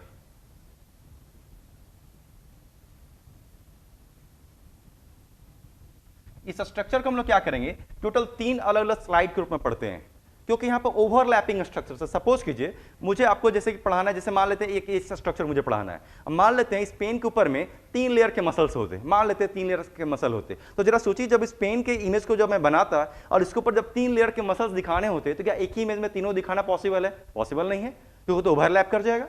सबसे पहले हम लोग क्या करेंगे, सबसे अंदर के लेयर को पढ़ेंगे, उसके बाद एक नया इमेज बनाकर उसके बाहर के लेयर को पढ़ेंगे, उसके बाद एक नया लेयर बनाकर सबसे बाहर के इमेज को पढ़ेंगे। तो इस तरीके से काफी आसान हो जाता है, ध्यान में रखना, इससे मर्ज नहीं होता, क्योंकि इमेज में ओवरलैपिंग बनाना पॉसिबल नहीं होता। ओवरलैपिंग समझा तो जा सकता है लेकिन उसे ड्रॉ नहीं किया जा सकता। तो चलिए हम लोग शुरुआत करते हैं। 3 इमेज मैं यहां पर बनाने वाला हूं। क्या करता हूं, सबसे पहले एक एरिया की बात करता हूं। फीमेल एक्सटर्नल जेनेटिलिया पर आ गए, एक पूरे एरिया को हम लोग ले लेते हैं। जो भी एरिया फिलहाल मैंने यहां पर ले लिया, जो भी एरिया ले लिया, इसका एक नाम है। इसे हम लोग 2 नाम दे सकते हैं, एक या 2 नाम। इस पूरे एरिया को हम लोग या तो कहेंगे वेस्टिब्यूल, या इसी को कहेंगे यूरोजेनेटल साइनस। ठीक है, एक एरिया को हमने ले लिया, इसी एरिया में हम लोग काफी सारे स्ट्रक्चर्स भी ड्रॉ करेंगे, लेकिन जो भी एरिया फिलहाल आपको दिख रहा है, स्पेस आपको दिख रहा है, इस पूरे स्पेस को हम लोग वेस्टिब्यूल भी कहेंगे, इसी को हम लोग यूरोजेनिटल साइनस भी कहेंगे। और इसमें क्या है, ऊपर की तरफ एक ओपनिंग नजर आ रही है, ये यूरेथ्रल ओपनिंग है, यानी यूरेथ्रा दैट मींस यूरिन का आने का रास्ता, और नीचे की तरफ एक और ओपनिंग नजर आ रही है जिसको हम लोग वजाइनल ओपनिंग या वजाइनल ऑरिफिस भी कहते हैं। तो आपको टोटल तो इस यूरोजेनिटल साइनस में आपको दो ओपनिंग नजर आ रही है, जो अपर स्मॉलर ओपनिंग है इसे हम लोग यूरेथ्रा कहेंगे, और लोअर जो बिगर ओपनिंग है इसको हम लोग वजाइनल ऑरिफिस या वजाइना कह सकते हैं। और ये जो वजाइनल ऑरिफिस या वजाइना है, ये क्या रहते हैं, पार्शियली एक मेम्ब्रेन से ढके रहते हैं, पार्शियली एक मेम्ब्रेन से ढके रहते हैं। इस मेम्ब्रेन को हम लोग कह रहे हैं हम लोग हाइमेन। तो बीच में थोड़े से गैप होते हैं, गैप आवश्यक भी है क्योंकि यहीं से मेंस्ट्रुअल ब्लड्स जो फ्लूइड्स होते हैं वो बाहर निकलते हैं। दोनों तरफ ग्लैंड है ना, जो वजाइनल ऑरिफिस इसके दोनों तरफ क्या है, ग्लैंड। इस वजाइनल ऑरिफिस के इस साइड में भी मैं एक ग्लैंड बना लेता हूं, इसकी ओपनिंग को डाल देता हूं बीच में वजाइनल ओपनिंग कैनाल में, उसी तरीके से इधर भी मैं एक ग्लैंड बना लेता हूं, इसके ट्यूब को भी मैं डाल देता हूं वजाइनल इस कैनाल के अंदर डाल देता हूं। इस ग्लैंड का नाम क्या रखेंगे, बार्थोलिन्स ग्लैंड, इसको बल्बो वेस्टिबुलर ग्लैंड भी कहते हैं। अब देखिए होमोलोगस वाला मामला आ गया, जब मेल स्ट्रक्चर को पढ़ रहे थे तो वहां पर कौन आया था, काउपर्स ग्लैंड, याद कीजिए काउपर्स ग्लैंड सबसे नीचे यूरेथ्रा, प्रोस्टेट के नीचे आपको काउपर्स ग्लैंड दिखा था जिसको हम बल्बो यूरेथ्रल ग्लैंड भी कहते थे, ठीक समतुल्य है। तो मेल में आप जिसको काउपर्स ग्लैंड या बल्बो यूरेथ्रल ग्लैंड कहते हैं, और वो जो काम करता है सेम काम ये ग्लैंड भी करता है, इसका नाम होगा बार्थोलिन्स ग्लैंड, इसी को बल्बो वेस्टिबुलर ग्लैंड भी कहते हैं। यानी काउपर्स ग्लैंड या बल्बो यूरेथ्रल ग्लैंड क्या करता था, लुब्रिकेशन प्रोवाइड करता था, सेम काम बार्थोलिन्स ग्लैंड या बल्बो वेस्टिबुलर ग्लैंड भी लुब्रिकेशन प्रोवाइड करने का काम करता है।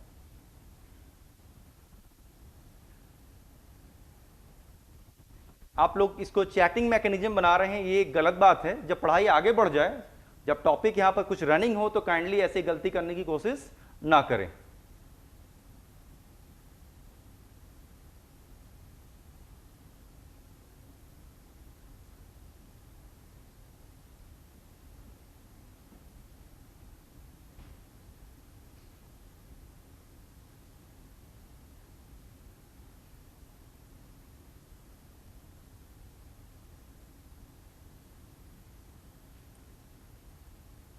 ये चैटिंग काफ़ी बेकार तरीके से चल रही है आप लोगों की, अननेसेसरी चैट है। ध्यान दीजिए, जब होता क्या है ना, मैं थोड़ा सा गाइड कर देता हूँ फिर मैं इसको टॉपिक आगे बढ़ाता हूँ। पढ़ाई की कोई लिमिट नहीं है, पहले मैं आपको क्लियर कर दूँ, पढ़ाई की कोई लिमिट नहीं है। आप इमेजिन कीजिए कि जब आप 11th-12th में अभी आप पढ़ रहे हैं और तब आपके पास इतनी नॉलेज है, पता नहीं आपने कितने सारे रेफरेंस बुक पढ़े। रेफरेंस बुक के बारे में भी मैं जानता हूँ कि मैक्सिमम मोस्ट ऑफ जो रेफरेंस बुक हैं वो सिर्फ गलतियों से भरे हैं, सब चोरी का अंजाम है। आज किसी व्यक्ति को राइटर बनने की इच्छा हो जाती है तो क्या करता है, 10 किताब बाजार से खरीद के लेकर आएगा, सब में से कुछ ना कुछ चोरी करेगा और एक नए तरीके से उसको असेंबल कर देता है, एक नई किताब छप जाती है। फिर अगला कोई राइटर आएगा, ऐसे ही क्या करेगा, पहले जो भी किताब उसको लेकर आता है लेकर छाप देता है। होता क्या है ना कि जिस भी पुराने किताब को फॉलो कर रहा है ना, उसकी गलतियों को भी हूबहू ऐसे ही छाप डालता है अपने शब्दों में ढालकर। तो जितने भी रेफरेंस बुक आपके लेवल में भरे पड़े हैं ना, वो सारे अनऑथेंटिक हैं, वो गलतियों के भंडार हैं। अब आप चाहे उसमें किसी भी ब्रांडेड किसी कोचिंग के किसी आप पैकेज के भी नाम ले लें, तो मैं उसको भी गलतियों को भंडार ही मानता हूं। इसलिए आप मुझे उसका रेफरेंस देने की कोशिश ना करें, पहला पॉइंट। दूसरा मैं आपको क्लियर कर दे रहा हूं, फिर से क्लियर कर रहा हूं कि पढ़ाई के कोई अंत नहीं है। जरा सोचिए कि आप जितने भी रेफरेंस बुक भी आप फॉलो करते हैं, भले वो गलतियों का भंडार ही क्यों ना हो, जब आप इतना ज्यादा जानते हैं तो एक व्यक्ति जो डॉक्टर बनता होगा, जो एमबीबीएस करता होगा, फिर जो पीजी करता होगा, फिर उसके बाद भी जो सुपर स्पेशलाइजेशन करता होगा, तो वो कितने किताबों से गुजरा होगा और किन किन हद तक उसने देखा होगा। तो आप उसके साइंस को डिनाई नहीं कर सकते। इसलिए आप अगर ओवर कॉन्फिडेंस की वजह से अगर ऐसे कुछ क्वेश्चंस पूछ रहे हैं या अननेसेसरी चीज से अगर आप क्वेरी या चैटिंग कर रहे हैं, तो आप अपने आप पर लगाम लगाएं, या आप जैसे स्टूडेंट्स को शोभा नहीं देता किसी भी तरीके से। तो अपने लेवल की ही पढ़ाई करें, गलतियों को जबरदस्ती मेरे ऊपर थोपने की कोशिश ना करें कि अगर ऐसी कुछ है, कहीं पर आपको लिखा मिल गया, कहीं पर आपने देखा हुआ मिल गया, तो हाँ ऐसा है तो सही है। मोस्ट ऑथेंटिक बुक बस एक ही हो सकता है दुनिया में, that is called medical books. और ऐसा भी नहीं कि मेडिकल बुक्स भी 100% ऑथेंटिक हैं, उसमें भी जो इंडियन राइटर्स के बुक हैं थोड़े से कम रिलायबल माने जाते हैं, लेकिन बहुत सारे इंडियन राइटर्स ऐसे भी हैं जिनके बुक को हम लोग फॉलो करते हैं, मोस्ट रिलायबल वही है। तो जो फॉरेन राइटर्स की बुक है, including most of the Indian writers, जो मेडिकल साइंस के जो बुक्स लिखे जाते हैं ना, उसे मोस्ट ऑथेंटिक बुक कह सकते हैं, यू कांट डिनाई देम। अब पहले किताब आई तब हम लोग ने पढ़ना नहीं शुरू किया, पहले हम लोग ने पढ़ना शुरू किया, उसको आंखों से देखा, तब किताब में वो लिखी गई बात। ये ध्यान दीजिएगा। So practical is much more important than theory. ऐसा नहीं कि किताब में हमने थ्योरी पढ़ लिया तो वही होता होगा। कोई ऊपर से गॉड आके उसने किताब लिख कर नहीं चले गए कि किताब में लिखा हुआ है तो वही तुम खोलोगे तो दिखेगा, बल्कि हुआ क्या होगा, रिसर्च पहले हुआ होगा, पहले किसी भी चीज को ओपन किया गया होगा, देखा गया होगा, पहले प्रैक्टिकल हुआ होगा, और जो दिखा होगा उसको एक किताब में, ऑथेंटिक किताब में लिख दिया गया। अब किताब इस तरीके से बनती है ऑथेंटिक को, यानी बुक क्या है, बुक एक थ्योरी है, और थ्योरी को देख के प्रैक्टिकल नहीं होता, प्रैक्टिकल में जो दिखता है उससे थ्योरी बनता है। तो हमेशा ध्यान दीजिए, आप जो भी रेफरेंस बुक फॉलो करते हैं वो जस्ट एक थ्योरी है, वो ऑथेंटिक है या नहीं है, आप बस उसको काफी सीरियसली ले बैठते हैं, ये काफी एक गलत तरीका आपका देखने को मुझे मिल रहा है। तो ये ओवर कॉन्फिडेंस का ये नतीजा है। आप आगे जाएंगे तो शायद इस चीज को बेहतर तरीके से समझेंगे। तो काइंडली कॉन्सेंट्रेट, जितने देर आपकी पढ़ाई हो आप उतने देर तक पढ़ाई पे ही कॉन्सेंट्रेट करें। Don't try to be over smart, ये आपके लिए नुकसानदेह है, और डॉक्टर बनने की कोशिश कतई ना करें। अभी काफी लंबा रास्ता आपको लगभग 10 से 12 साल क्रॉस करना बाकी है। आगे बढ़ते हैं हम लोग। तो इस पूरे एरिया का नाम क्या है?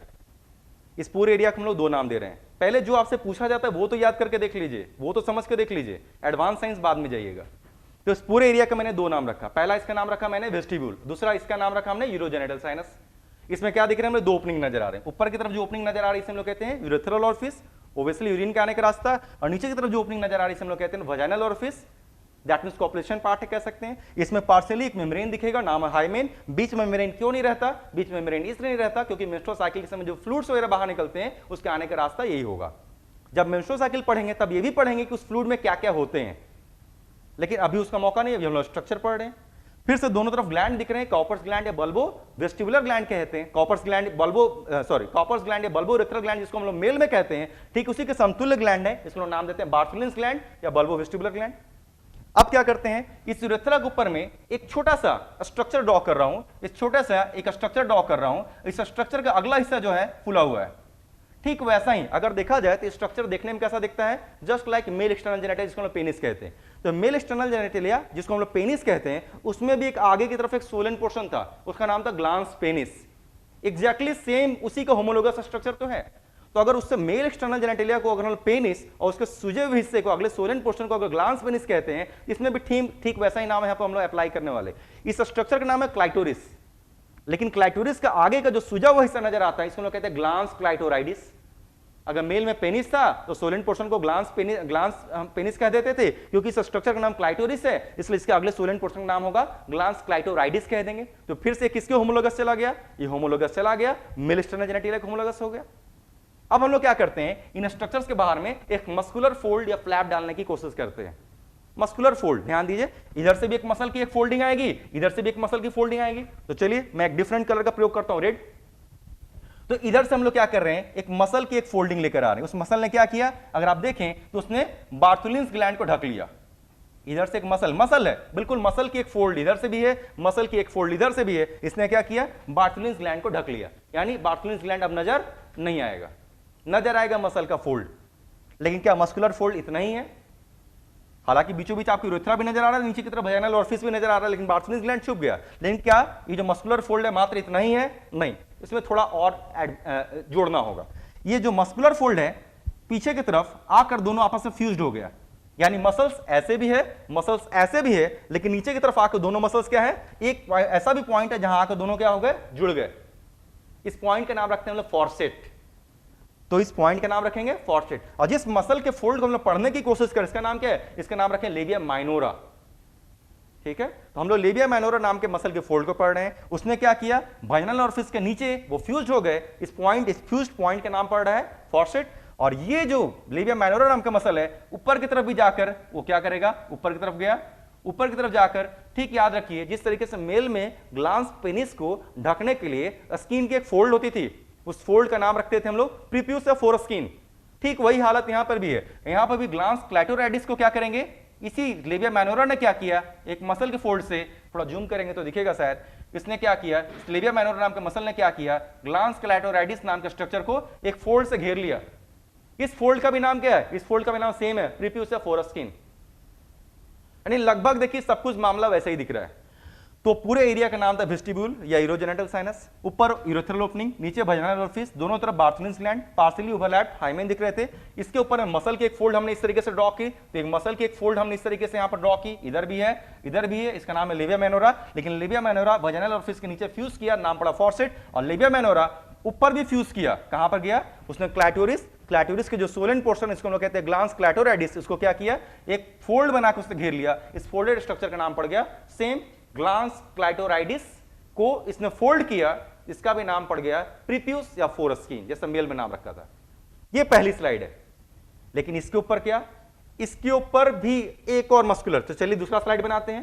ये सबसे नीचे का है, इमेजिन कीजिए सेम स्ट्रक्चर, जो यहां तक दिख रहा तो सब कुछ है, जो यहां तक दिख रहा तो सब कुछ है, बीचों बीच यहां पर हम लोग यूरेथ्रल ऑर्फिस दिख रही है, वाइनल ऑर्फिस दिख रही है, जो स्ट्रक्चर यहां पर दिख रहा तो सारे स्ट्रक्चर्स यहां पर मौजूद हैं जैसे है। लेकिन लेबिया माइनोरा के ऊपर एक और मसल का फोल्ड आएगा, लेबिया माइनोरा के ऊपर क्या होगा, एक और मसल का फोल्ड आएगा, इस तरीके से इधर से भी आएगा, इधर से भी आएगा, दोनों तरफ से इसके ऊपर एक और मसल का फोल्ड आ गया, इसका नाम पड़ गया लेबिया मेजोरा।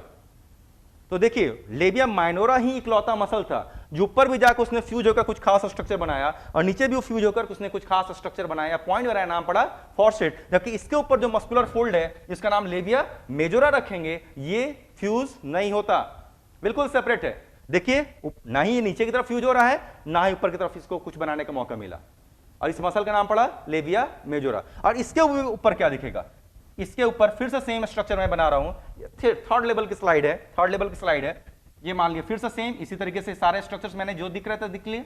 अब इसके ऊपर क्या होगा, इसके ऊपर लिपिड की, दैट मींस एडिपोज टिश्यू की एक फैटी मिलेगी, उसका नाम रखेंगे मॉन्स प्यूबिस। यानी इसके ऊपर एक और फोल्ड है, जिस तरीके से लेबिया मेजोरा नाम की फोल्ड थी, इसके ऊपर एक और फोल्ड दोनों तरफ से आएगा, और ये किस चीज से बना हुआ है, ये फैटी फोल्ड है, मतलब एडिपोज टिश्यू बना है, इसका नाम रखेंगे मॉन्स प्यूबिस। और इसके बाहर में स्किन और हेयर्स होते हैं, इसके बाहर में स्किन और हेयर्स होते हैं। तो ओवरऑल देखा जाए तो हम लोगों ने 3 स्लाइड में इसको पढ़ा। यानी सबसे ऊपर में क्या था, सबसे ऊपर में था फैटी फोल्ड, नाम था मॉन्स प्यूबिस। अगर इसको हटा दिया तब क्या दिखेगा, तब हमें लेबिया मेजोरा नाम की एक फोल्डेड स्ट्रक्चर दिखेगी जो कि मस्कुलर फोल्ड है। और जब इसको भी हटा देंगे तब क्या दिखेगा, तब हमें लेबिया माइनोरा नाम की मस्कुलर फोल्ड दिखेगी, जिसने ऊपर की तरफ प्रीप्यूस या फोरस्किन बनाया और नीचे की तरफ उसने फॉर्सेट नाम के स्ट्रक्चर को बनाया। तो ये देखिए 3 स्लाइड का, इसलिए अक्सर तो इसको लोग समझने में थोड़ा सा कंफ्यूज हो जाते हैं क्योंकि एनसीईआरटी में बहुत अच्छे तरीके से क्लियरली इसको मेंशन नहीं किया गया है, तो इसको थोड़ा क्लियरली मैंने मेंशन कर दिया। तो लेबिया माइनोरा क्या है, मस्कुलर फोल्ड, लेबिया मेजोरा क्या है, मस्कुलर फोल्ड, लेकिन मॉन्स प्यूबिस क्या है, fatty fold covered by skin and hair. लेकिन लेबिया मेजोरा के लिए एक क्वेश्चन और जोड़ सकते हैं जो एनसीईआरटी में नहीं है। 2 होमोलोगस स्ट्रक्चर हम लोग ऑलरेडी पढ़ चुके हैं। मेल में जिसको कॉपर्स ग्लैंड कहते थे या बल्बोरेथ्रल ग्लैंड कहते थे, फीमेल में उसका नाम बार्थुलिन्स ग्लैंड या बल्बोवेस्टिबुलर ग्लैंड हुआ, पहला होमोलोगस स्ट्रक्चर। दूसरा मेल में जिसको हम लोग पेनिस कहते थे, यहां पर उसका नाम पड़ गया क्लाइटोरिस, ये दूसरा होमोलोगस स्ट्रक्चर। और तीसरा लेबिया मेजोरा। मेल में जिसको हम लोग स्क्रोटम कहते हैं, सोचिए स्क्रोटम के अंदर ही टेस्टिस नाम का स्ट्रक्चर था, वो स्क्रोटम किसके होमोलोगस है, ये भी क्वेश्चन पूछता है, लेबिया मेजोरा। तो अक्सर इस क्वेश्चन में लोग फंस जाते हैं और ये एनसीईआरटी में मेंशन नहीं है, इसलिए इसको मैंने ऑलरेडी अलग से मेंशन कर दिया। So male scrotum is also homologous to labia majora, बीच का फोल्ड यहां पर नजर आ रहा था। एक और खास चीज मैं आपको बता दे रहा हूं, एक नया वर्ड है दैट इज कॉल्ड पेरिनियम।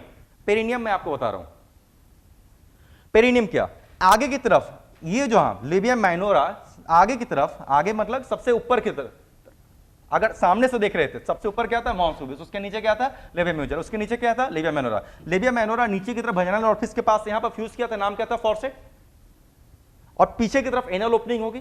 यानी इसके नीचे का जो स्पेस होगा, इसके नीचे का जो स्पेस होगा, this space is called perineum. इसलिए कहीं कहीं ऑप्शन में दिख जाता है, हालांकि पेरिनियम एक मेडिकल टर्म है, दैट मींस जब तक आप गायनी ऑप्स पढ़ेंगे नहीं या एनाटॉमी नहीं पढ़ेंगे जाकर मेडिकल साइंस में, तब तक पेरिनियम वर्ड मिलना नहीं चाहिए था। ये मैंने देखा है कि बहुत सारे बुक में पेरिनियम वर्ड ओवर स्मार्टनेस की वजह से डाल दिया गया है। इसलिए अगर कभी किसी ने पूछ दिया what is perineum, so the space between external genitalia and anus, याद कीजिए चाहे वो मेल हो या फीमेल हो, उसमें एक्सटर्नल जेनेटिलिया आगे की तरफ है, पीछे की तरफ एनस है। तो आगे की तरफ एक्सटर्नल जेनेटिलिया है और पीछे की तरफ एनस है, तो दोनों के बीच में ओब्वियसली स्पेस है, आगे एक्सटर्नल जेनेटिलिया पीछे एनस, तो दोनों के बीच में ओब्वियसली स्पेस है, इसी स्पेस को हम लोग कहते हैं perineum. So the space between external genitalia and anus is also called perineum. तो अगर आपको, मैंने ऑलरेडी कुछ शायद इसका पीडीएफ मैंने प्रोवाइड किया हुआ है, तो उसमें लेवलिंग वगैरह बहुत अच्छे से किया हुआ है, तो अगर लेवलिंग करने की जरूरत होगी तो बोलिए, मैं कर देना चाहिए क्या लेवलिंग, कोई जरूरत नहीं, लेवलिंग ऑलरेडी मैंने प्रोवाइड किया हुआ है, आप लेवलिंग वहां से देखेंगे, काफी अच्छे समझ में आ गया होगा, और कुछ क्वेरी होगी तो मुझसे काइंडली आप पूछें। So many thanks to all of you, kindly concentrate, आप अपने पढ़ाई पर कॉन्सेंट्रेट करें तो ज्यादा बेहतर। कई दफा मुझे समझाने की जरूरत नहीं है, मेरे ख्याल से आप सभी लोग सिंसियरिटी समझते हैं और सिंसियर हैं भी, सिर्फ थोड़ा और बेहतर सिंसियर होने की जरूरत है। तेज या जो लोग क्वालिफाई करते हैं उसके लिए भी आपने कई दफा, आपको कई सारे लोग समझा ही चुके हैं किसी भी चीज को 10 जगह से पढ़ने की आवश्यकता नहीं है, बल्कि एक ऑथेंटिक चीज को आप 10 बार पढ़ लें, दैट इज मोर ट्रू। शायद आपको इस संस्थान में कई दफा इस चीज को बताया गया होगा, तो बस मैं आपको सिर्फ याद दिला रहा हूं। पढ़ाई का मतलब ये नहीं होता कि 10 तरीके की किताबों को लेकर सारे के अच्छी चीज और कचरे चीज सबको मैंने अपनी जिंदगी में भर लिया। पढ़ाई का मतलब है एक ही ऑथेंटिक बुक को हम लोग पढ़ें, उसके कॉन्सेप्ट्स को काफी ध्यान से देखें और क्लियर करें, जिससे कि हमारे सारे क्वेश्चन सॉल्व हों। तो काइंडली कॉन्सेंट्रेट। और लेबल कर देने के लिए मुझसे कहा गया, चलिए मैं लेबल कर देता हूं, तेजी से लेबल कर देता हूं, ज्यादा अच्छा रहेगा, ज्यादा दिन लगता भी नहीं है, 1-2 मिनट का खेल है। इस स्ट्रक्चर का नाम मैंने रखा था क्लाइटोरिस, इसके आगे की सोलेंट पोर्शन का नाम मैंने रखा था ग्लांस क्लाइटोराइडिस। ग्लांस क्लाइटोराइडिस, थोड़ा जूम करके रखिएगा, बच्चा लोग बाद में दिखेगा। इसके ऊपर जो फोर्स नजर आ रहे थे, इसका नाम रखे थे प्रीप्यूस या फोरस्किन, प्रीप्यूस और फोरस्किन। इस ओपनिंग का नाम हमने रखा था यूरेथ्रल ऑरिफिस, इस ओपनिंग का नाम मैंने रखा था वजाइनल ऑरिफिस। इसमें जो पार्शियली जो मेम्ब्रेन यहां पर दिख रहा था उसका नाम रखे थे हमने हाइमेन। दोनों तरफ जो ग्लैंड दिख रहे थे, इस ग्लैंड का नाम था बार्थोलिन्स ग्लैंड। इसी को बल्बो वेस्टिबुलर ग्लैंड भी कहते हैं।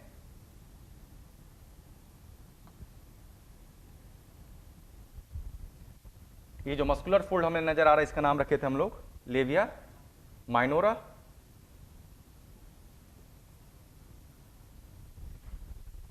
उसके ऊपर जो अगला जो मस्कुलर फोल्ड दिख रहा था, इसका नाम था लेविया मेजोरा। और लास्टली हमें एक फैटी फोल्ड नजर आ रहा था, fatty fold called mons pubis.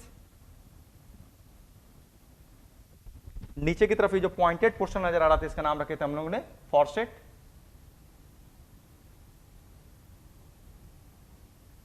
और पेरिनियम ऑलरेडी मैंने समझा ही दिया, the space between external genitalia and anus is called perineum. Perineum की एडवांटेज होती है, मेल में पेरिनियम की कोई खास एडवांटेज नहीं है, लेकिन पेरिनियम की एडवांटेज कहां पर होती है? During child birth parturition. ठीक है, पेरिनियम एक वर्ड है, हो सकता है कई लोग क्वेरियस हो, आप पूछ नहीं पा रहे हो डर की वजह से, शायद पूछा भी है किसी ने, सर पेरिनियम का लोकेशन इंडिकेट नहीं किया हुआ है। ठीक है, जस्ट पेरिनियम का लोकेशन मैंने ऑलरेडी आपको समझा दिया। इमेजिन कीजिए चाहे मेल हो या फीमेल, आगे की तरफ एक्सटर्नल जेनिटलिया है, पीछे की तरफ रेक्टम है, तो दोनों को अगर नीचे से देखें तो बीच में स्पेस है, इसी स्पेस को कहते हैं पेरिनियम। इस पेरिनियम की एडवांटेज कहां पर? इस पेरिनियम की एडवांटेज होती है during parturition child birth. Child birth के अंदर, चाइल्ड बर्थ के वक्त में क्या होते हैं, क्योंकि बच्चे का जन्म जब इस वजाइनल ऑरिफिस, जिसे हम लोग चाइल्ड बर्थ या बर्थ कैनाल भी कहते हैं, जब यहाँ से होता है, तो नीचे जो पेरिनियम नाम की जो मेम्ब्रेन होती है ना, उसके ऊपर जबरदस्त दबाव पड़ता है और पेरिनियम की मेम्ब्रेन बिल्कुल पतली हो जाती है, इतनी पतली कि जिसका आप स्किन से भी पतला आप मान सकते हैं, लाइक ए पॉलिथीन आप मान सकते हैं, इतनी पतली है। तो चाइल्ड बर्थ के समय नीचे के पेरिनियम इतनी पतली हो जाती है, लाइक प्लास्टिक आप कह सकते हैं, पॉलिथीन, लाइक स्किन कह सकते हैं, वो खुद ब खुद फट सकती है, and this is called perennial tier. इस पेरिनियल टीयर के जो केस होते हैं काफी खतरनाक होते हैं, उसमें फीमेल्स की अक्सर मौत हो जाती है। तो पेरिनियम की importance medical point of view से है, क्योंकि ऐसी घटना ना घटे इसलिए डॉक्टर्स क्या करते हैं, वो फटे नहीं इसलिए नीचे के हिस्से को खुद ब खुद कट कर देते हैं, खुद अपनी इच्छा से कट कर देते हैं, क्योंकि कट करेंगे तो स्मूथली कट होगा, और स्मूथली कट होगा तो क्या होगा, बाद में उसे स्टिचिंग कर सकते हैं, सिलाई कर सकते हैं, क्योंकि अगर अपने से फट गया तो इरेगुलर फटेगा, फिर स्टिचिंग नहीं होगी, उसकी मौत हो जाती है। तो ये पेरिनियम की इंपॉर्टेंस है नहीं, लेकिन आपके क्वेश्चन बैंक में मैंने देखा है कि अक्सर पेरिनियम दिख जाता है। अगर दिख जाता है तो मैंने सोचा कि चलो स्पेसिफाई कर देते हैं, but it is not for you. आज का पीडीएफ आपको ऑलरेडी दिया जा चुका है ना, आज का पीडीएफ आपको ऑलरेडी जब सबसे पहला पीडीएफ दिया गया तो उसी में आपको यहाँ तक के पॉइंट्स आपको मिलेंगे। यही नहीं, इसके आगे जो मेमोरी ग्लैंड हम लोग पढ़ेंगे उसका भी पीडीएफ वहाँ पर ऑलरेडी शामिल है। और ध्यान रखिएगा, जहाँ पर स्ट्रक्चर्स होते हैं जिसको हम लोग को समझाना होता है, उससे प्रोवाइड करना पीडीएफ काफी आसान है, लेकिन जहाँ पर कॉन्सेप्ट्स होते हैं जिसको सिर्फ समझना है, it can be provided through PDF. तो उसके लिए आपको करना क्या होगा, लाइव लेक्चर को भी ध्यान से सुनना होगा, और इस वीडियो को आप प्लेबैक करके जब यूट्यूब पर अपलोड हो जा रहा है तो आप ध्यान से उसे आप बार बार सुने, क्योंकि रनिंग साइंस फिजियोलॉजी है, कॉन्सेप्चुअल पोर्शन है, जितना बार आप उसे सुनेंगे आपको क्रिस्टल क्लियर कॉन्सेप्ट्स खुद ब खुद हो जाएंगे। तो try to concentrate on your studies and best of luck to all of you. Thank you.